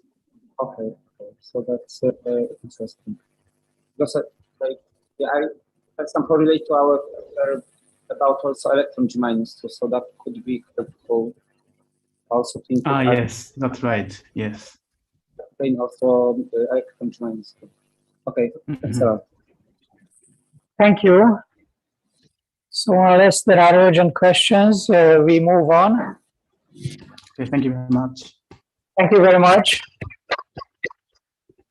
And the last talk in this session is by Krishav Roshan. Is he online? Or where is he? Yes, he is on. Hello, am I audible? We can hear you. Okay, so can I start sharing the screen? Yes, please share the screen. Okay.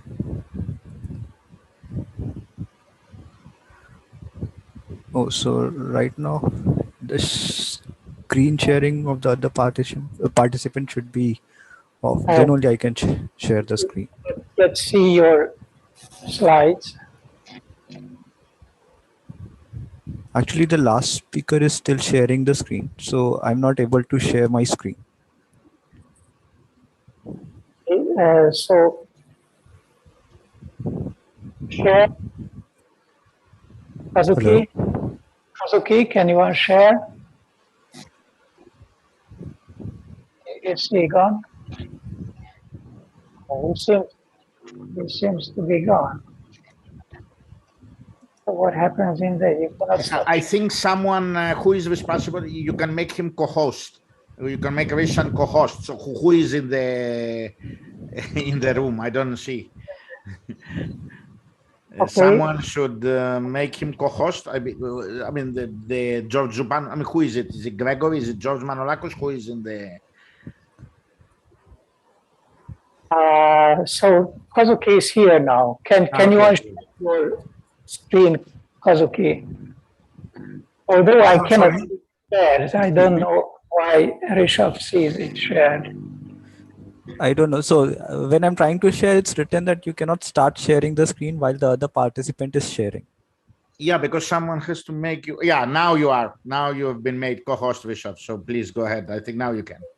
Okay, let me try it. No, it's still the same. And start sharing. You are a co-host, Rishabh. Now, yeah, now you're a co-host, Rishabh. So you should. I'm still having the same problem. So let me try to reconnect it once. Is it okay if I reconnect? Yes. You cannot go ahead.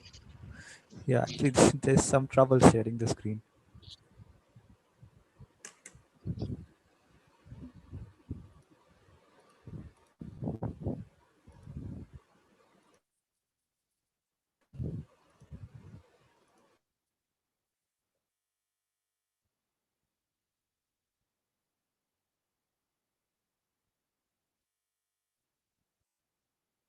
Rishabh, are you still there?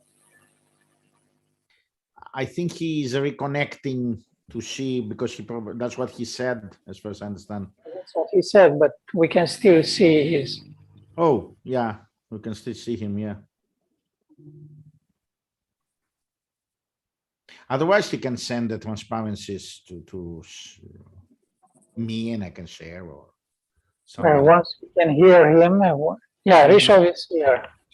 Ah, now he went. Okay. Now he went away. He was there before, but he went away. So probably now he disconnected. He's probably coming back.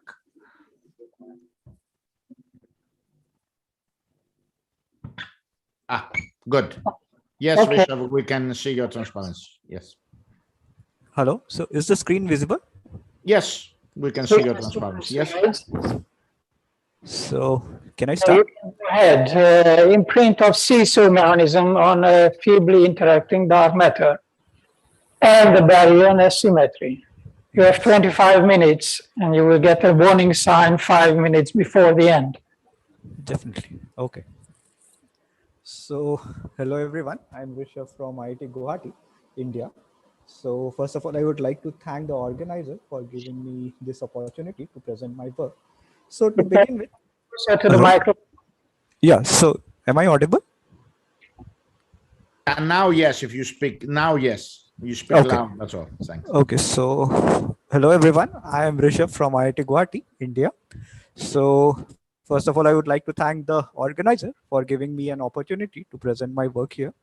So to begin with, the title of my talk is Imprint of the Seesaw Mechanism on Feebly Interacting Dark Matter and the Baryon Asymmetry.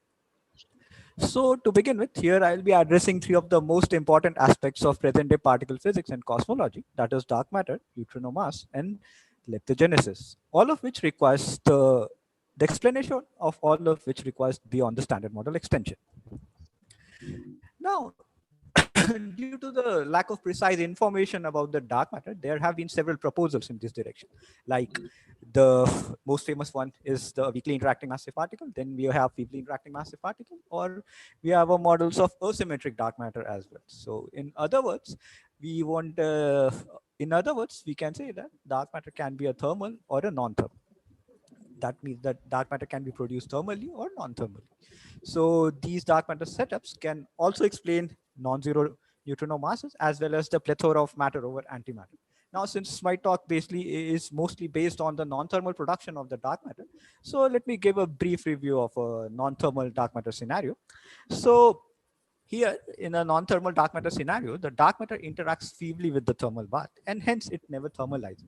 So it gradually gets produced from the decay of some bath particle, or let us call a parent particle denoted by P, and its decay, and it gets produced from the decay of this particle slowly and gradually, and its yield saturates once the number density of the parent particles becomes Boltzmann suppressed, as can be seen from this plot. So here we see this orange and blue line corresponds to the different choices of the interaction strength. So one can see that for orange, it is the interaction strength is of the order of 10 to the minus 9, whereas for the blue line, the interaction strength is of the order of 10 to the minus 10, whereas the red line corresponds to the yield of the mother particle. So as we see, once the number density of the mother particle is suppressed, the yield of the dark matter gets saturated, and hence one can use it to calculate the relic density of the dark matter. So let me talk briefly about the standard model type 1 seesaw mechanism. Here, what we do is that we extend the standard model with 3 right-handed neutrinos.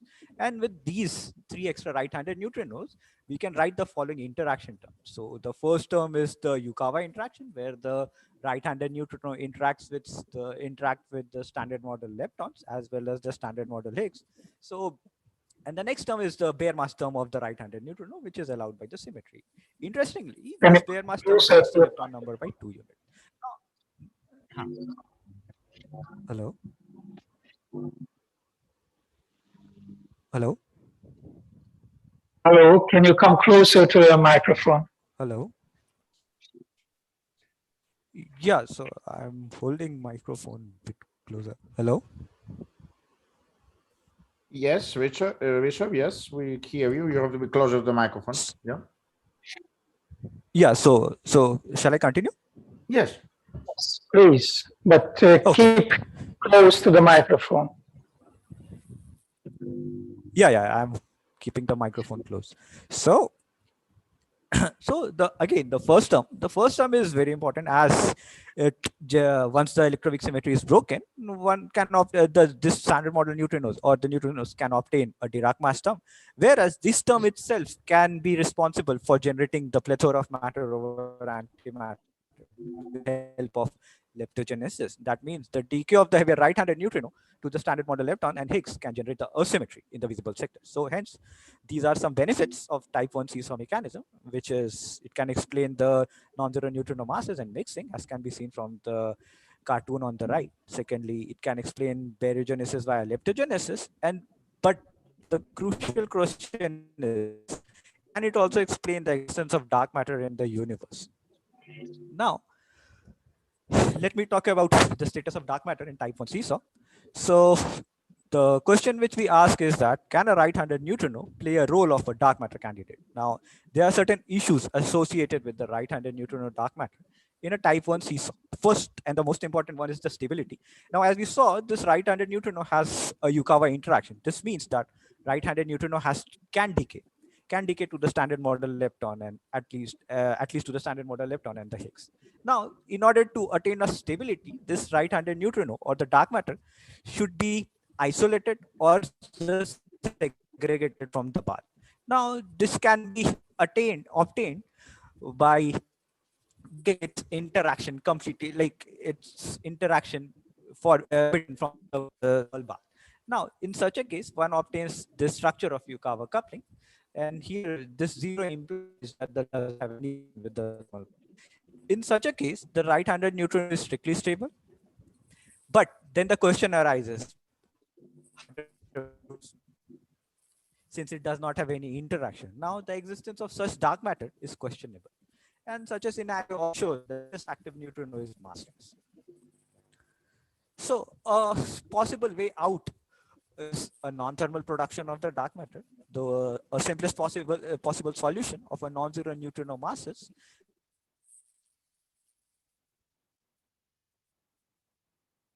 We cannot hear you. We lost you.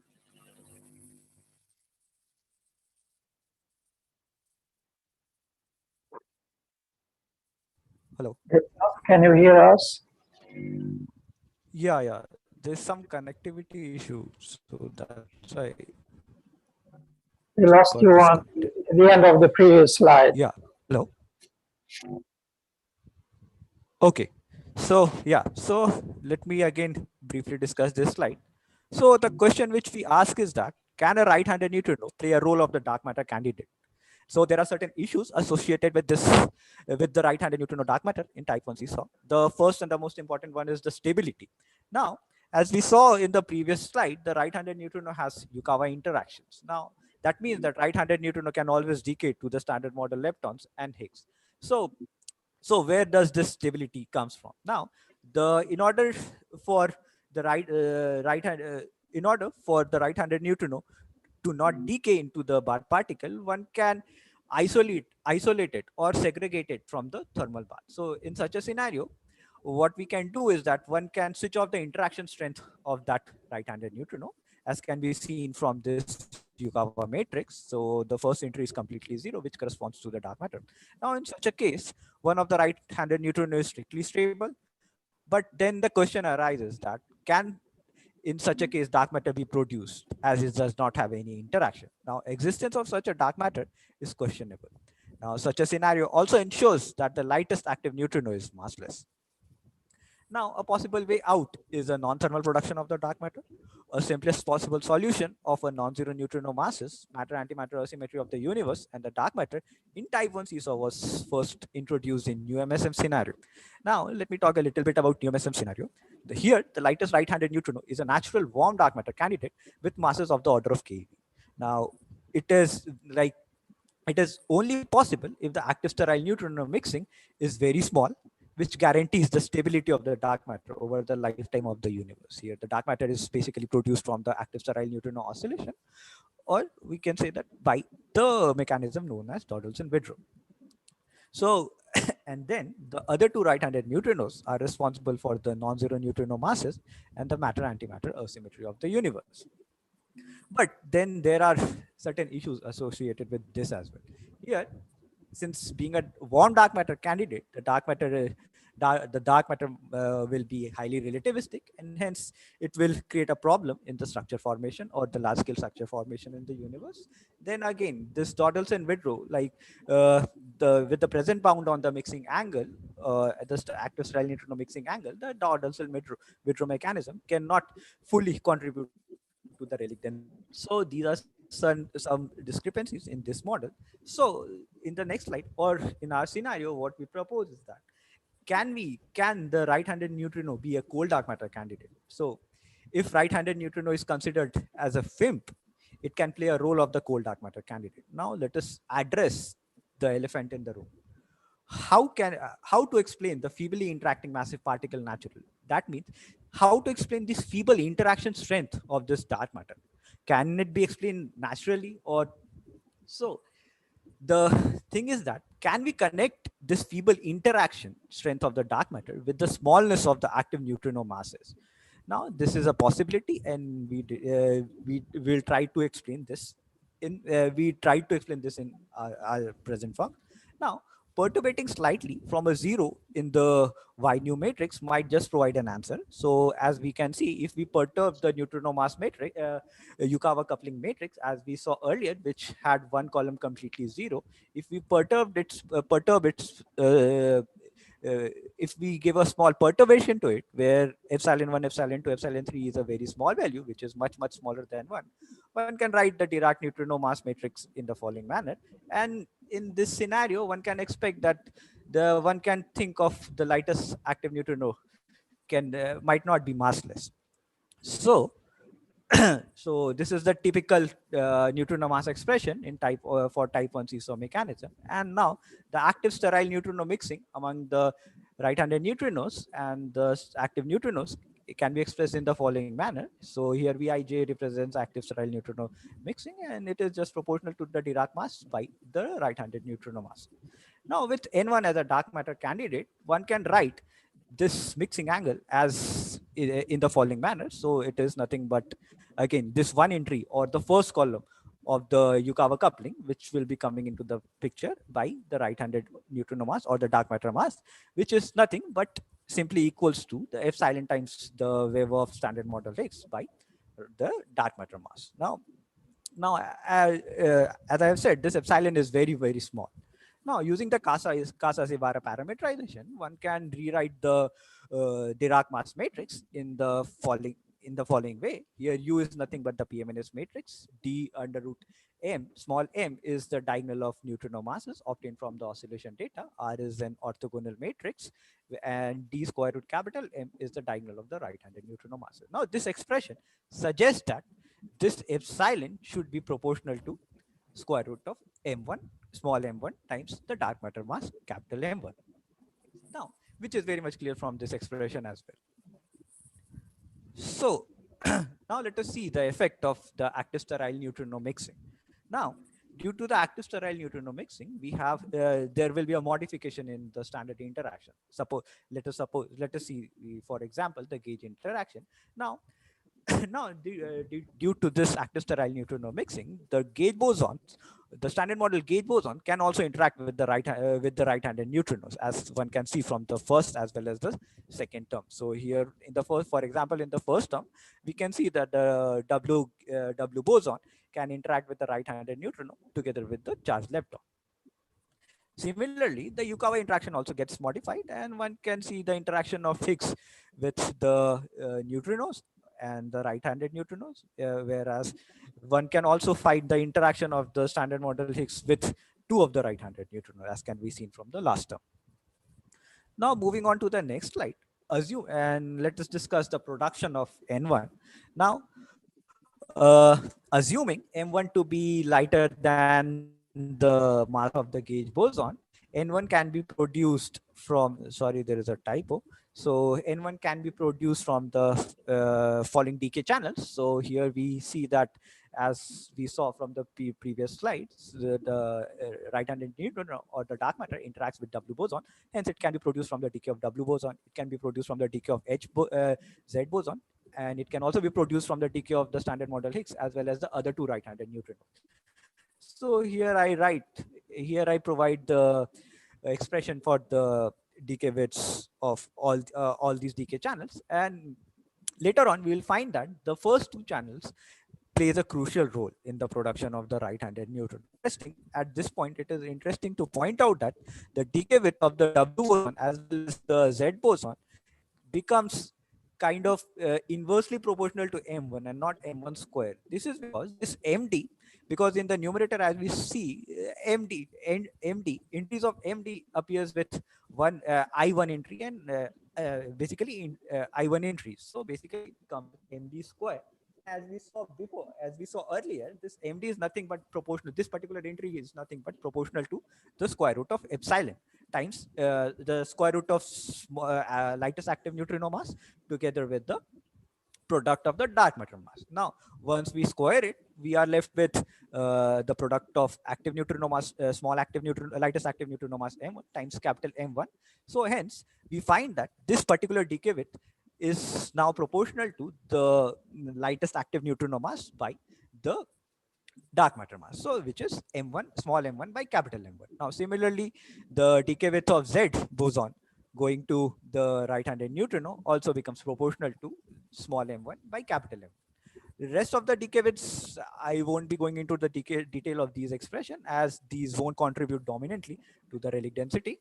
So now one needs to study the evolution of matter in this scenario. Now, till now I have not specified the masses of the other two right-handed neutrinos. So for the time being, I am considering a set of coupled Boltzmann equation. Now, the first Boltzmann equation corresponds to the dark matter equation of the dark matter in our set. So the first term is both the terms of the first equation comes with a positive sign. Hence, it leads to the production of the dark. The first term corresponds to the decay from the heavy right-handed neutrinos, and the second term corresponds to the decay of the standard model particles like the W boson, Z boson, and the standard model Higgs. The second Boltzmann equation corresponds to the evolution of other two right-handed neutrinos. The two right-handed neutrinos, and it comes with a negative sign. The first term here corresponds to the decay of the right-handed neutrino to the standard model leptons and Higgs, whereas the other term corresponds to its decay to the dark matter. Now, once we have solved this set of coupled Boltzmann equation and we have obtained the asymptotic yield of the dark matter, we can use it to calculate the Rayleigh density of the dark matter, which can be calculated using the following expression. Here, as we know, this Rayleigh density is proportional to the dark matter mass as well as the asymptotic dominance of the dark matter. Now, this is the result which we obtained. So here, here we study the evolution of the dark matter with a dimensionless parameter, which is mh by t. Here we use the mass of the standard model Higgs boson, just so it is now written in terms of the Higgs mass. Everything is written in terms of the Higgs mass. So here we see the dominant contribution towards the Rayleigh density comes from the W decay as well as the Z decay. So W decay corresponds to the dashed red line, whereas the Z decay corresponds to the dotted red line. Now, and hence, once we club them together, it can satisfy the correct Rayleigh density. Now, the takeaways from this plot is that, as I said, the dominant contribution comes from the Rayleigh density. Dominant contribution towards the Rayleigh density comes from the decay of the W boson as well as the Z boson. Now, it is interesting to point out here that the dark matter Rayleigh density is kind of independent. Precisely, the abundance of the dark matter, as we see here, that the dominant decay channels are the W boson and Z boson, and I mentioned earlier, these decay channels are proportional to the active neutrino mass, lightest active neutrino mass by the dark matter mass. Now, once we substitute this abundance in the expression of the Rayleigh density, this abundance in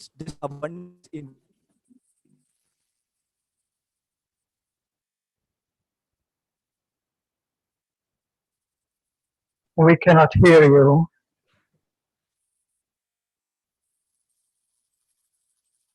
Hello.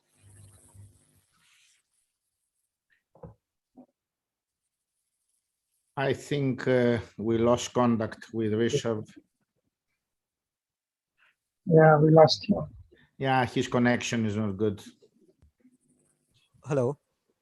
Hello. Hello. We lost you Yeah, for sorry. Sorry, the internet is very unstable. Yeah.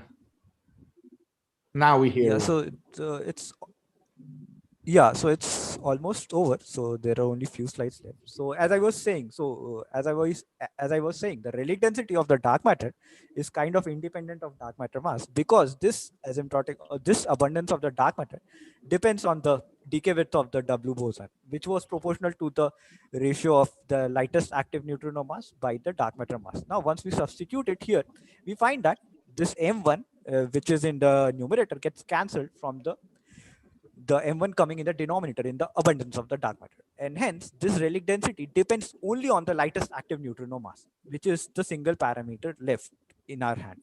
Now, this means that in order to satisfy the correct Rayleigh density, there is one precise value of M1 which will satisfy the correct Rayleigh density. And as from this plot, we find that the lightest active neutrino mass of the order of 10 to the power of minus 12 eV can satisfy the correct Rayleigh density. So this was all about this plot. Now, moving on to the next slide.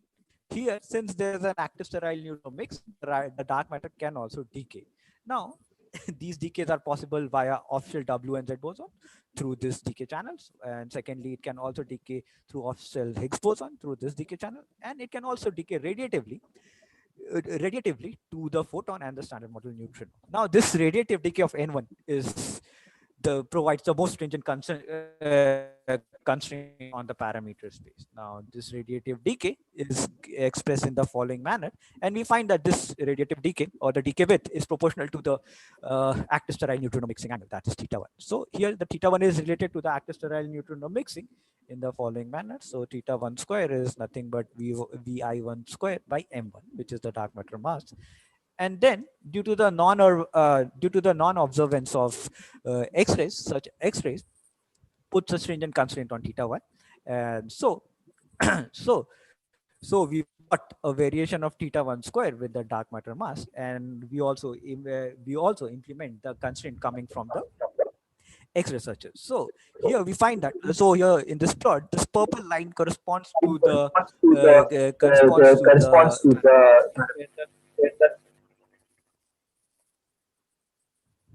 parameter space where the correct relic density can be observed. And hence, so I'm listening my voice twice. It's going somehow. So here we find that the dark matter mass from 1 kV to 1 MeV is allowed, which can satisfy the correct relic density, and also allowed from the X-ray searches.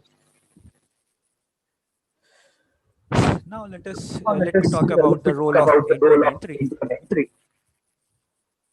I think that George Zupanos should mute because we hear the thing twice. Please. Wait, what have you said? We hear him twice. I think so. The George Zupanos house has to mute when the speaker mutes because we hear a voice. There is an echo. Yeah, now it's fine. Okay, so as I was saying, let me mention or let me talk a little bit about the role of the two right-handed neutrinos. So since there was no significant contribution, there was no significant contribution of these right-handed neutrinos in the dark matter phenomenology, but it is responsible for generating the non-zero neutrino masses, and it is also responsible for studying the baryogenesis via leptogenesis. Now, the decay of the other two right-handed neutrino can generate asymmetry. That means its decay to the standard model and Higgs can generate asymmetry in the visible sector, and the CP asymmetry is expressed in the following manner. Now, in order to control the hierarchy between the right-handed neutrino mass, or in order to reduce the mechanism like the ARS mechanism or so, we try to do it in a conventional way where the right-handed neutrino decays to the standard model lepton and asymmetry can be generated. So because of this precise reason, we try to reduce the mass hierarchy of the right-handed neutrinos. So here we found that, like, in order to obtain the correct asymmetry, correct baryon abundance of the universe, one needs to have the other two right-handed neutrinos in the masses of the other two right-handed neutrinos in the ballpark of 10 to the power of 9 GeV or 10 to the power 10 GeV or so. So here we find that one can obtain the correct baryon asymmetry, as can be shown from this pink line. And so it is interesting to point out that in this particular parameter space, or with this choices of right-handed neutrino masses, one needs to consider the flavor effect in the leptogenesis, and hence we studied the evolution of all the three flavors, asymmetries in all the three flavors, and when we club them together, there's a cancellation which happens among these asymmetries, and one can satisfy the correct baryon asymmetry of the universe. So finally, I would like to conclude by saying that the conventional type 1 seesaw has a potential to offer a film-type dark matter in the form of lightest right-handed neutrino.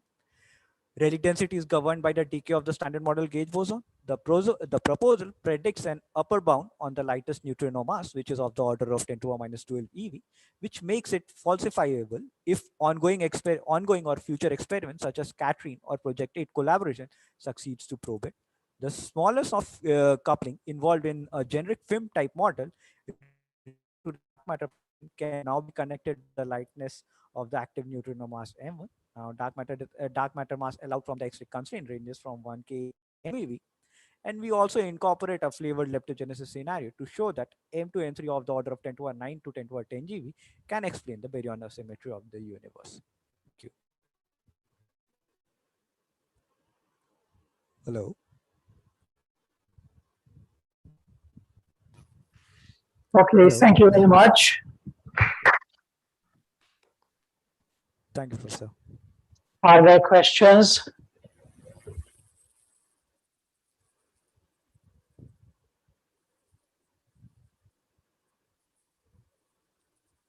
It was not very easy to listen to the talk.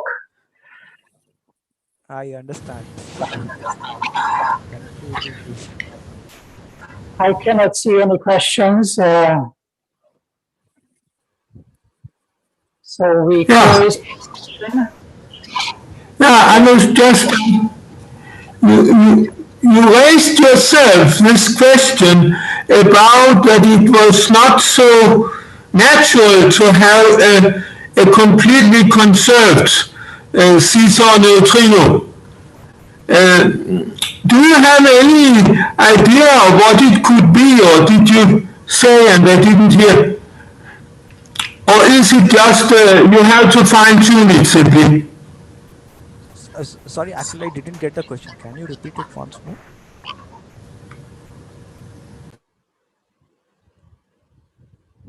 Did you, Rishabh, did you get the question? No, actually, I didn't.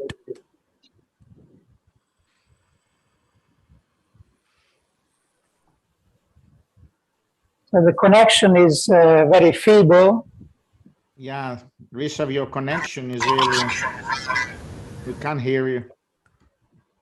Yes, the connection is a bit poor. Can I repeat? I was asking about the problem you announced yourself that it was unnatural or unlikely in a way that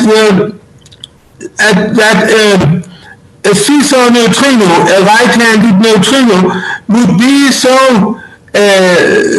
stable and coupled so weakly that it would be suitable for dark matter.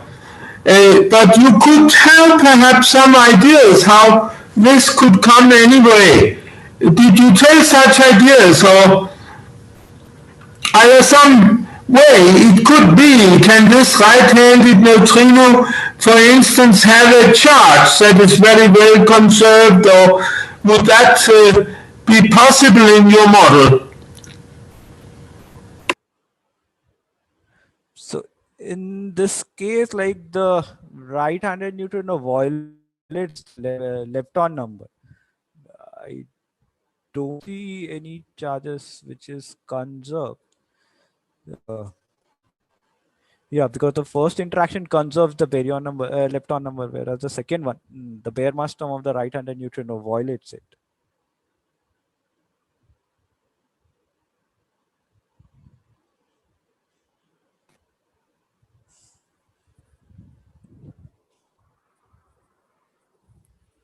Hello.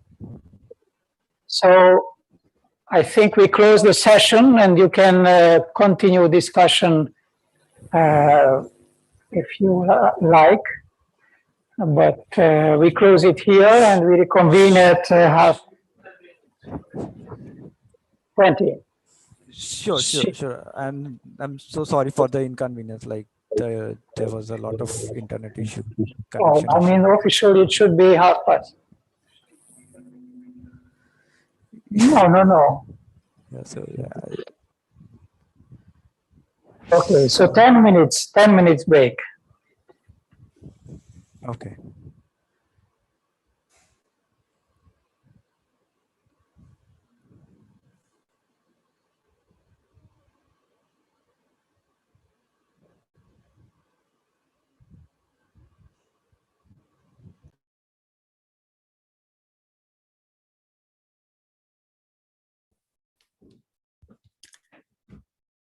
Is it possible to test my share screen during the pause?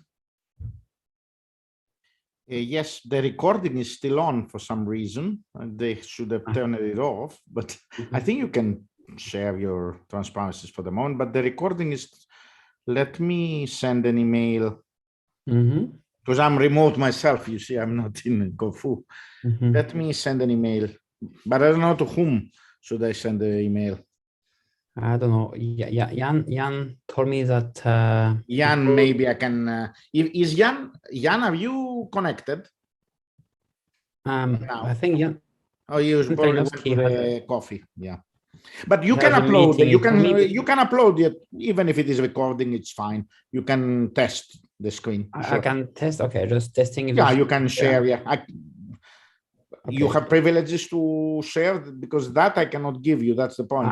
One of the locals. Let's check if I can share. Yeah, see, please, if you can. Oh yeah. Do you see apparently, it? Yeah, it's coming. Good. You see the screen? Very good. You can make it full screen as well? Yeah, it is full screen now, no? Oh, yeah, that's perfect. Can you change transparency just in case? All is okay. Very, okay. All is Architects in the dark universe, a brief history of the end. Yes. Okay. Perfect. You can see your slides perfectly. So it's working. It's working very good. Okay. It's just we are being recorded, but that's okay. That's okay. Now I have to stop. Arrêter de partager. Okay. Thank you, Jan. Good. You're welcome.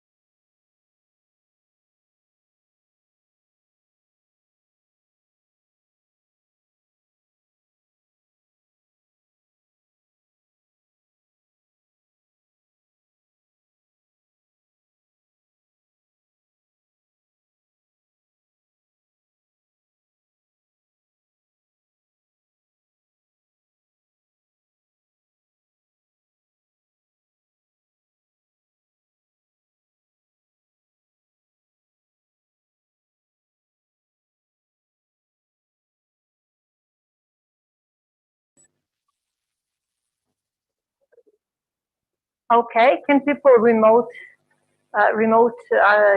can hear us? Jan, can you hear me?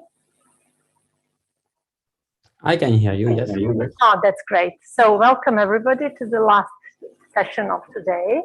We are supposing to have two talks, and we'll start from the second one, which is yours.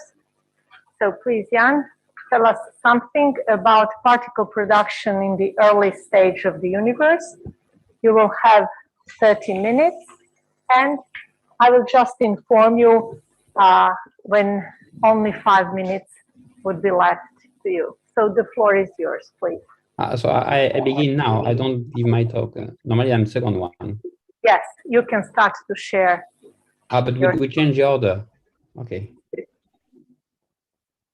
Normally I talk in the second after the Alice talk, no? Yes, exactly, but we do not have the Alice speaker, which might be due to this time difference between Greece and the CERN time. So let's start with you. Okay, so we'll share the screen. Thank you. No problem.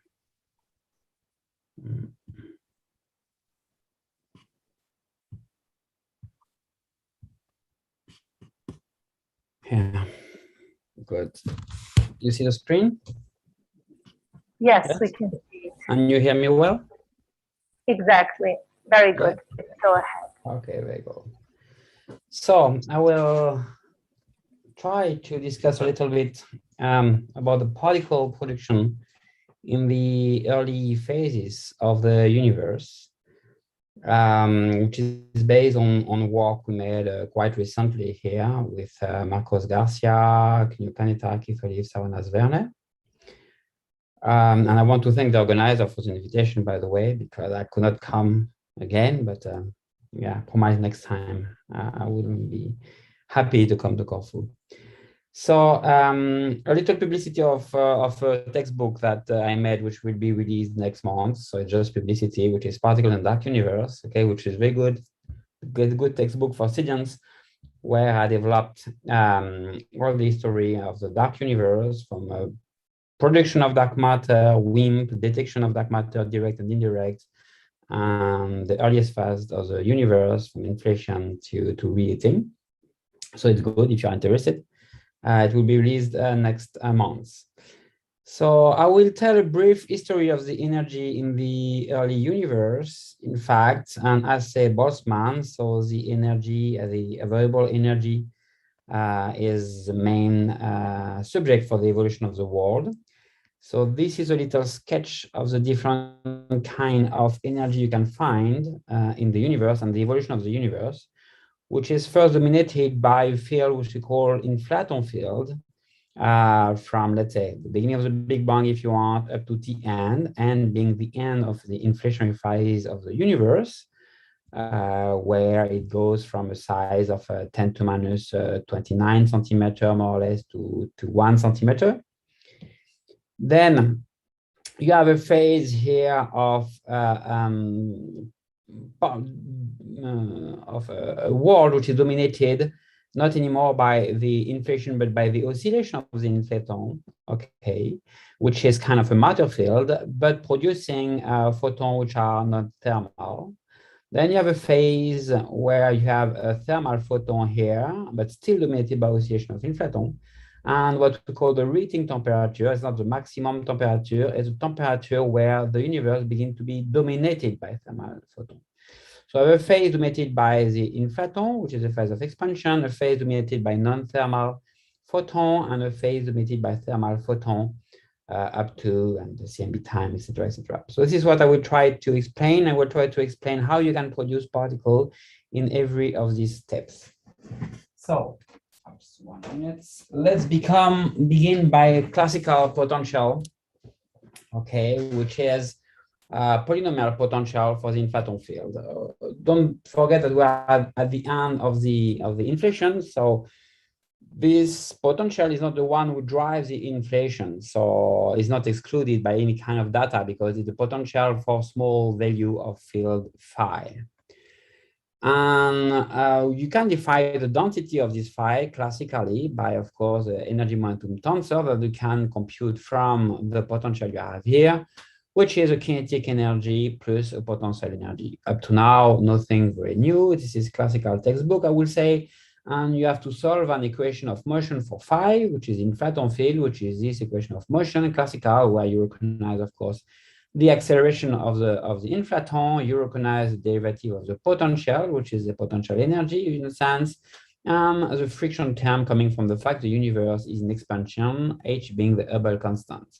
And the term here which does not exist if I consider the inflaton which does not depend on the position, so which means an homogeneous field, is equal to 0 because phi, we suppose, is homogeneous during the phase of inflation and at the end of inflation. This is very important because in the following, we will see what's happened if this field depends on the momentum, because you can have some back reaction from the product of the decay to the background field. And this interaction can destroy the condensate, because you can call it a condensate if you want, a Bose-Einstein condensate, can be destroyed by the interaction of the product directly on itself. But up to now, we can consider this term equal to 0 because we can consider phi only depend on the time. So it's quite easy in this case to compute, to transform this equation using the definition of the potential. You can transform this equation for an equation of rho, which is density of phi. So you see, depend on k being, I remind you, the power of phi. So if you put k equal 2, which is a quadratic form, classical, m square f phi square if you want, you recognize 12 divided by 4, which is 3. So you have rho dot plus 3 h rho equal to 0, which is a typical equation for a dust particle. And so rho evolve as a power minus 3. So the density of rho is just the density of a non-relativistic particle. If I put k equal 4, so if I have a quartic potential, 4 make 24 here, 24 divided by 6 make me 4. So I have an equation of radiation field, okay? So rho evolve as a minus 4 in this case. So it's a radiation field. So depending on the power of my potential, my inflaton field will have different kind of evolution and will behave or like a dust or like a radiation field or whatever you want, depending on K. So this is important to tell that depending on the shape of your potential, you will have different kind of situations. So if I solve this equation, okay, which is not so complicated to solve, with a generic case of a potential, you see that the evolution will be something which is oscillating mode with here the envelope. The envelope will evolve a little bit differently as a function of A. So this is the time here. Here this is the value of the field, and here this is the mass more or less of the field. At this value of the field here, the quadratic term will dominate on the quartic terms. So here I have an evolution at the beginning, which is like a radiation evolution, and then I have an evolution here, which is like a dust evolution, if you want. So the envelope follow two kinds of evolution, which is radiation and a dust evolution. Up to now is quite classical. So my inflaton field is a background field, is a Bose-Einstein constant, call it whatever you want. Is a homogeneous field, which is oscillating just everywhere in the same way with a frequency, and the frequency is given by m phi square if I am in the case of the quadratic potential, for instance. So this is, I will say, classical field, but if I want to produce dark matter, I need to couple the matter to the field. So I have two ways to couple the matter to the field. I can couple the fermion to the inflaton with a Yukawa type interaction, or I can interact, for instance, with a sigma term, which is by scattering. I can couple a scalar field to an inflaton field just by a sigma term, which is a scattering field. Okay, so at the beginning, I will put sigma equal to 0 just to show how you can produce dark matter just by adding a Yukawa term to my potential of the inflaton. So what's happening if in my potential V of phi, I had this term, which is a Yukawa term here to my potential. So if at the first approximation, I would say naive approximation, so it will change my equation of motion of phi with this term, which is a decay of phi, which is gamma phi, which will be y squared divided by 8 pi m phi, if you want. So naively, I can say I will decay everything. I have a width here, which is a lifetime of phi, and my phi will decay at a time t, which corresponds to gamma phi minus 1. This is the first approximation, and from that I can compute my abundance of particle, which will correspond more or less to the energy of my phi phi, which is transferred to the thermal bath at this time here of gamma phi. So it will be an energy which is reduced because you see that from here to here, my inflaton field has lost energy through the friction terms of H and expansion. So from here to here, the energy which is left is not so much. So if I compute my reheating temperature, which means temperature of the bath at this time here, it will be quite small to what we should really do, because what we should really do, of course, so this is what we call instant reheating, which means you suppose that rho phi decay directly to the radiation, but this is not exactly what will happen. Because what's happening, in fact, it is that it is a continuous process, which means that the inflaton field will decay during all its way from the beginning to the end. And what you should normally take into account is a non-instantaneous reheating, which means that the inflaton field decay and the radiation field increase on all the way from the end of inflation to now. So just taking into account the non-instantaneous reheating will change a lot the behavior of the temperature of your bath.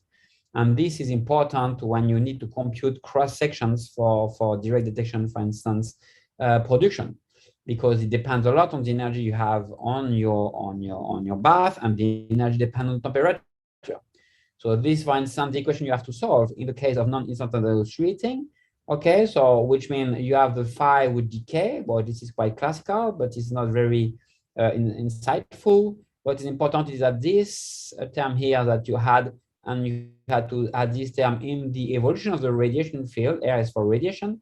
So the evolution of the radiation field, in fact, will be dependent on the scale factor and the time, because rho phi depends on the time through this equation. So compared to an instant reheating where rho phi completely decrease, the temperature, in fact, evolve first increasing and then decreasing with a slope which depend on the power of k, because rho phi itself evolve depending on the power of k, can evolve as a radiation, I told you, or as a matter field. So depending on how here's the evolution of V phi, I will have a different evolution for rho radiation. So it's very important, depending on your potential of phi, to be sure that your temperature evolves the way you need to evolve. But what's important is that and this is the reheating begins here when the temperature redshifts as function of A in A minus 1, which is typical redshift of temperature for an universe which is expanding. So you see that all this phase here is very important because it's a phase where temperature is very large, and this is a phase where if you want to produce any kind of particle, notably if you want to produce dark matter, it will depend a lot on the maximum temperature and not on the reheating temperature. So a lot of formula you have when you look on gravitational dark matter, you see depend on reheating temperature, which should not depend on reheating temperature. In fact, should depend on the maximum temperature. And the difference between the maximum temperature and the reheating temperature depend, of course, on the power of K. So this is something, and of the rate of the production, of course, of your dark matter of your model. So just to tell you that if you don't take into account non-instantaneous reheating, you have to be a little bit more careful when you look at the production of dark matter. But now if I also had another possibility, which I can put because it's gauged in invariant term, chi being a scalar, I can add a term of the form sigma phi square chi square in a sense, okay? Sigma this time is not equal to 0, but let's suppose that this term is much smaller than m phi square here first. So this is a little term compared to the mass of the inflaton. Let's suppose that after we will take larger term, but let's begin by something which is quite perturbative, the perturbative case first to understand it. After we'll go to non-perturbative case. So in this case, you see what is more now that I can produce dark matter here. I can produce, boson from the scattering. So I can produce fermion from the decay and boson from the scattering. This is the two things I can produce. From this new potential here, we have the decay plus the scattering. But what changed, in fact, how you compute the production, the product of your scattering, you have to solve the equation of motion for the scalar, which can be the Higgs, for instance. If you want chi, if you want to think about something, just think about the Higgs, which is a more natural scalar we have in the standard model, but can be also dark matter. But let's suppose the Higgs, for instance. So you have to compute the Higgs production, which will form the thermal bath, solving the equation of motion. So adding this term in the equation of motion, okay, and this term, in fact, give you an effective mass for the Higgs or for your scalar. Okay, the effective mass being square root of 2 sigma phi. This is the effective mass of the Higgs or the scalar you produce. This effective mass will have a large effect you will see at the beginning of the production. So if you just take into account what I told you here, you can see the evolution of the density, if you want, of rho phi here, which is the evolution of the inflaton field, which in the case of just a quartic potential is m phi square here, I forgot phi square. So in the case of quartic potential, in fact, evolve as A-3. I told you it's a dust.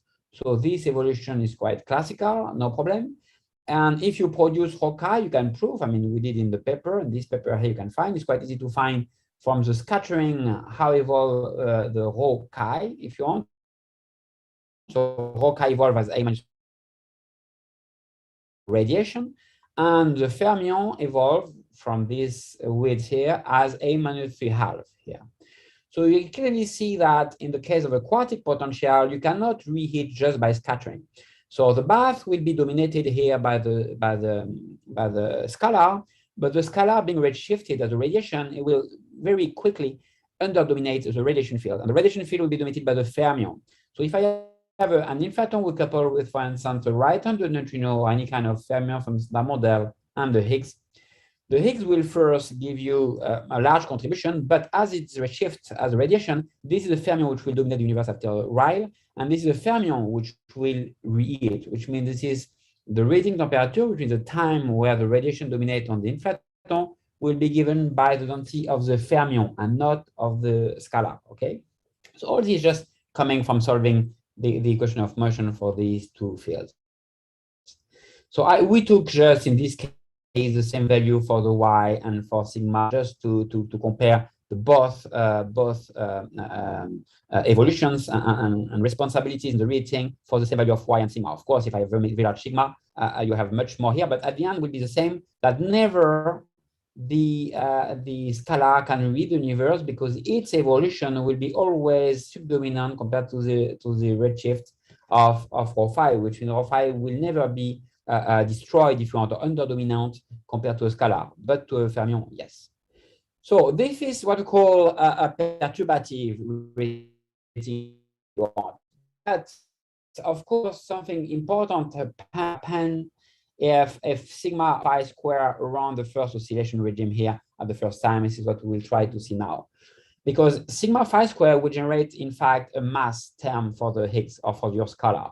And this mass term can be quite large, in fact, because phi square is very large at the end of inflation. It's around the Planck scale, a little bit less than Planck scale, but quite large, I mean, compared to, for instance, m phi. So sigma phi square can be much larger than the mass of the inflaton field. And this mass, in fact, this effective mass can forbid the production of the Higgs portion at the beginning of the universe. And you can maybe produce it only in the region where this effective mass is smaller than the mass of the inflaton. This is where kinematically it is possible to produce it. So here you have two phenomena. You have the fact that you have a suppression coming from the fact that you have a large effective mass, which forbids you to produce particles too massive. And you have another second effect, which is the resonant production, coming from the fact that you have an equation, which is typical for a Matthew equation, will give you a particle which are in a resonance band. So we're interested, in fact, now in this region here, especially for the scalar, where what we treated here was perturbative and is not exactly how we should treat it here, because we should treat solving the complete equation in a phase where you have some resonances that appear. So how you have to treat these resonances? So when I solve this, is the same equation. When I solve this equation of motion for chi, for the scalar, as I say, if you want to think as a particle, think about the Higgs. And if I develop my Higgs field or my scalar field in Fourier transform to have its mode of production, okay, in vectors of momentum, I have an equation here where for chi p, so for the mode of the scalar, depend on two main parameters. It depends on the momentum, of course, of the mode, which is the momentum which is redshifted by A. This is an effective mass. I will come back after. But more important in red, it is here an oscillation mode, which comes from the fact that phi is oscillating here. So the oscillation of phi, you recognize them here. Okay, it's a little, just a little arithmetic to go from here to here, but it's not complicated. And this is very important because this causes tied to be produced by what we call resonances. So this is typical for my theory equation. So I have a little video here where you can see what is this kind of resonances. This equation is present in a lot of physical model where you have a periodical source of energy. Okay, you have electric circuit, mechanical balance, spring excitations. So I'll show you a little video which is very, very short, where you can see what is, in fact, an oscillation mode. So you see that this is just a classical balance, and you will see that when it will imprint here a frequency, which is half this frequency, so I'm divided by 2. If you imprint half of the frequency of the system, you will see that the system enters what we call a resonance, okay, and the balance will go up and down very largely, okay? This is what we call a resonance. And we can see also here, very in a piezoelectric system, where suppose that your inflaton is the system here which oscillates, and this is your scalar here you produce. If I will also, my inflaton oscillate with a frequency which is not linked with the frequency of the mode, okay, you produce some but few. But this, if you put the frequency which is half the frequency of your mode, which is half of M5 in this case, you will see that you will produce particles. So I suppose that this is your scalar here. You see that you begin to produce it with a resonance mode and with an exponential production factor. This is how you produce a bath. So this is exactly the inflaton oscillating, and here this is a particle produced by the bath. So this is exactly what's happening in this case when you solve the equation of motion here for the scalar field. So I put a little plot where here I have, so we call it also parameter resonance because you have parameter here and a parameter here. It's also called, in our case, stochastic resonance because this parameter depends on time. So this is a stochastic, but I don't go into details. So this is the term in front of the oscillation part, and this is the mode, which is the momentum here. So in this plot, you see that in this region here, this is where you have exponential production that I discussed with you. Okay, this is just numerically solving the mathematical equation. In this region here, you have an exponential which is strong. In this region here, you have an exponential which is smaller, 0.027, 0.27. So what you do with time, if you go with one mode here with a given mode P at the beginning, it evolves with time with is redshifted with time with A. So when I evolve with time, P over S squared decrease. So I follow this arrow here because phi also decrease, remember, by the envelope, okay? Because this is the envelope of the inflaton, which also decreases in time. So this is what your mode is doing with time. Here, it will have resonances here, and then no resonances, and then resonances, no resonances, and resonances. And of course, if I look at the mode P equal to 0, which is the fundamental mode, I will have the largest resonances in this case, okay? So which means I produce a lot of particle with a frequency which is m divided by 2. I remind you that the resonance appear at a frequency which is this one divided by 2, half of this one, which is normal because I'm decaying to 2 particles. If I'm decaying to 2 particles, have half of the frequency which is given, which give my momentum of my decaying particle. So it's what we call no resonance. I don't go into detail. So here we'll have a lot of production of particle in this mode of resonances.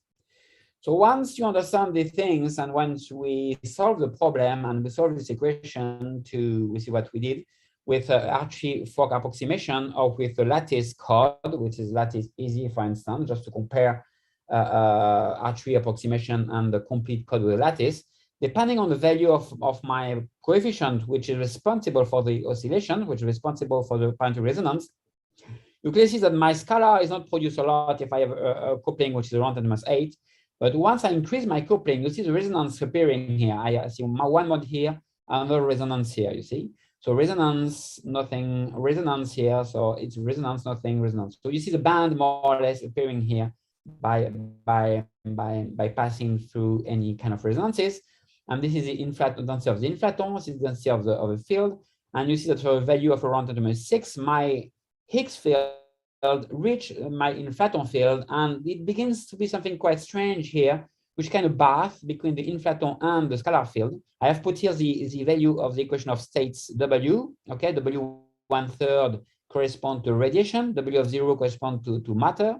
So see that my strange domain here where I have both radiation and inflaton, during all this time begin like a matter field because it's dominated by the inflaton, and inflaton, I remind you, is like a matter field, and the scalar field has no influence.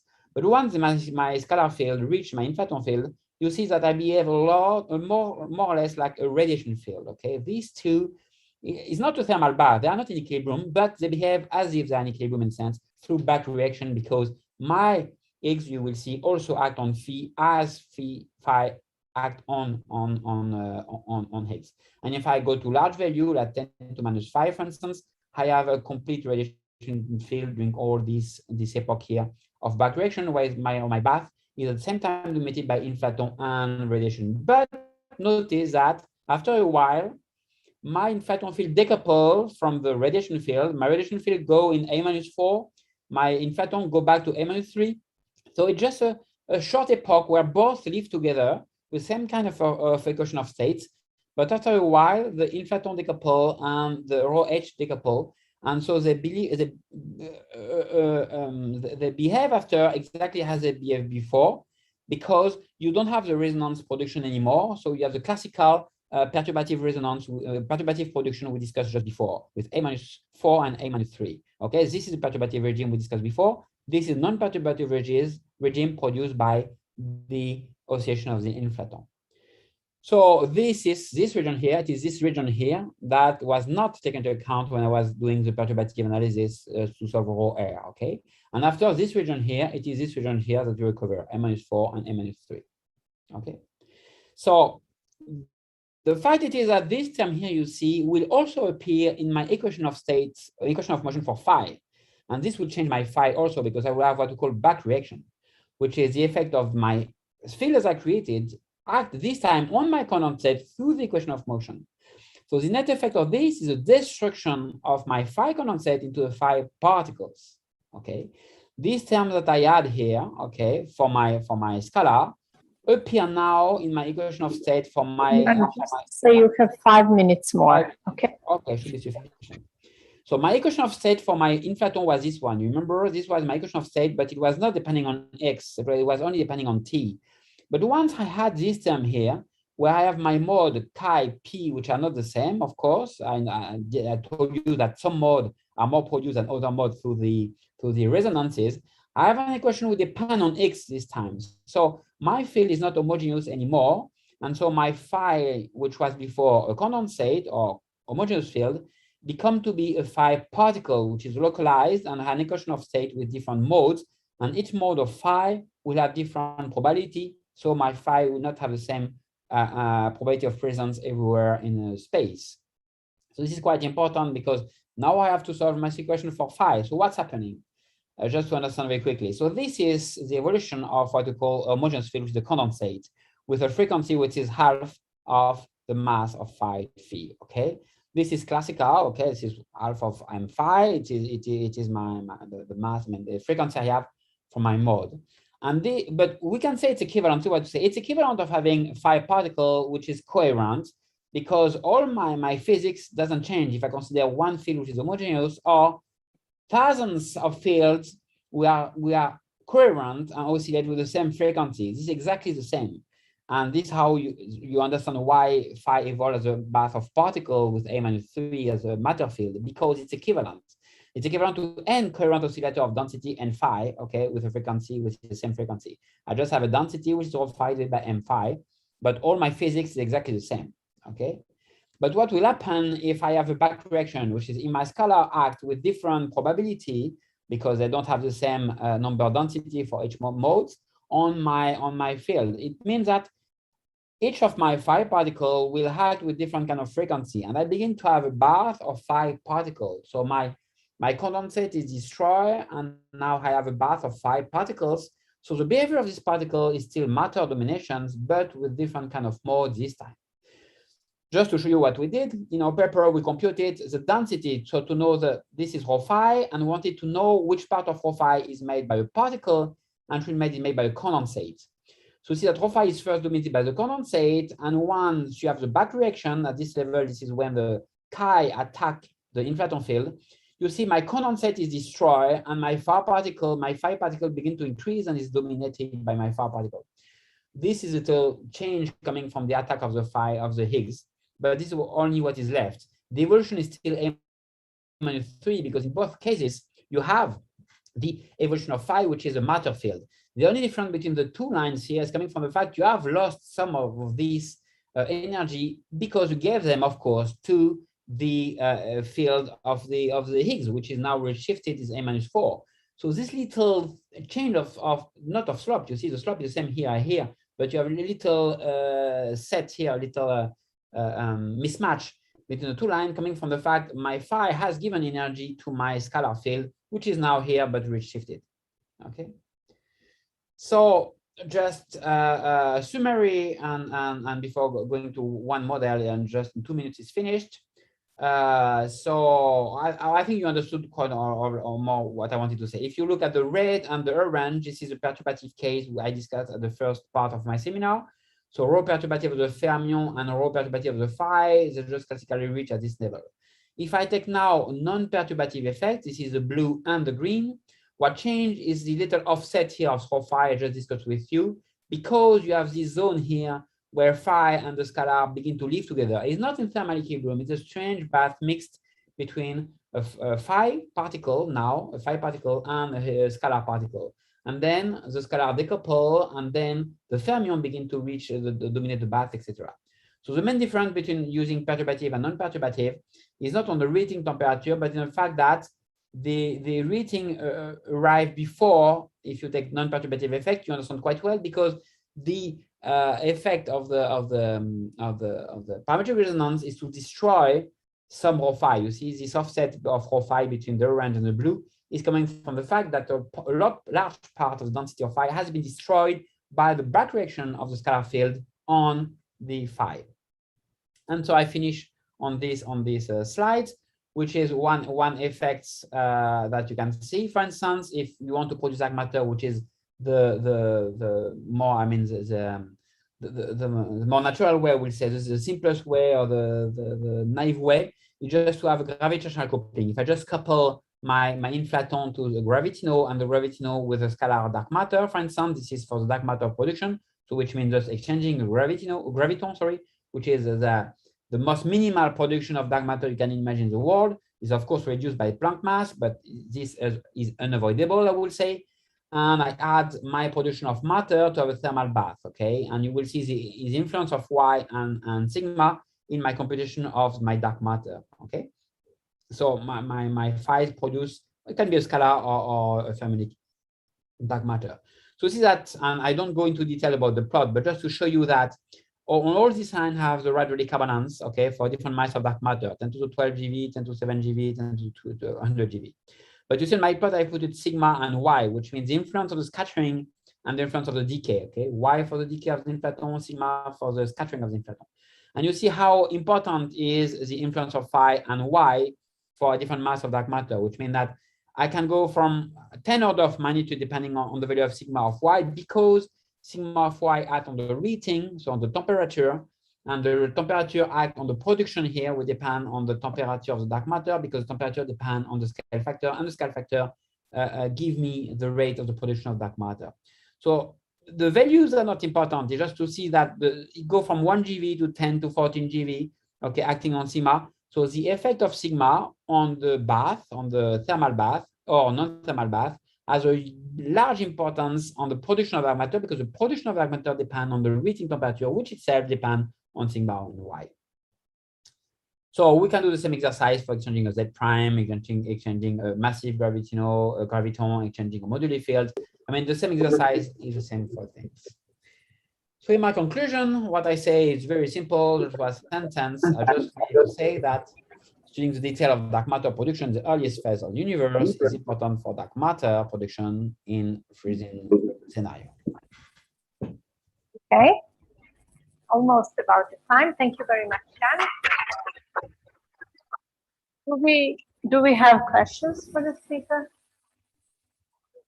Yes, there is one question. Just a moment, please.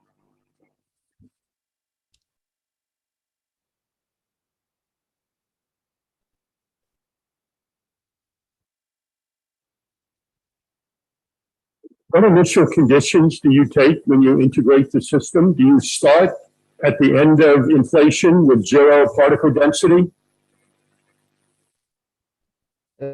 very good question. I don't know who had a question, but it's a good.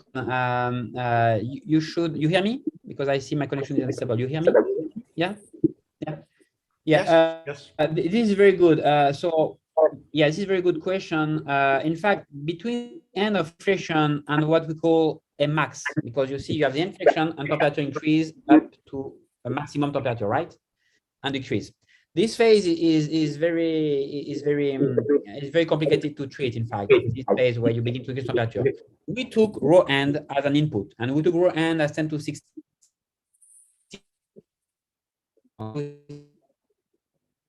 GV. So rho n is 10 to 64 GV.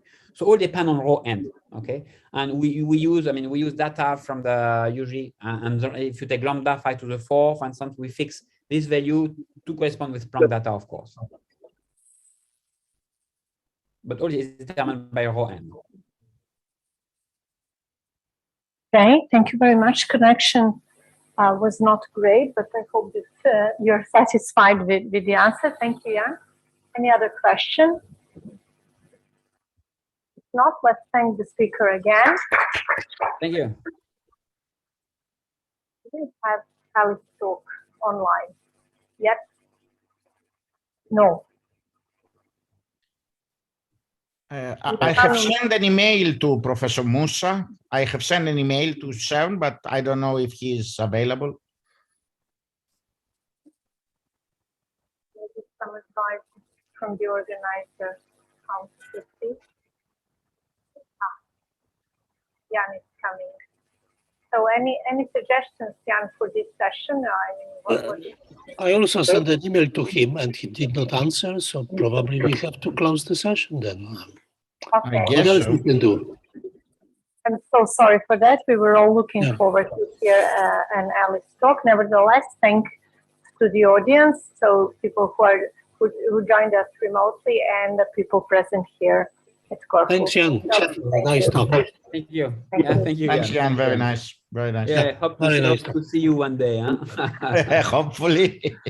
This world is crazy. See you soon.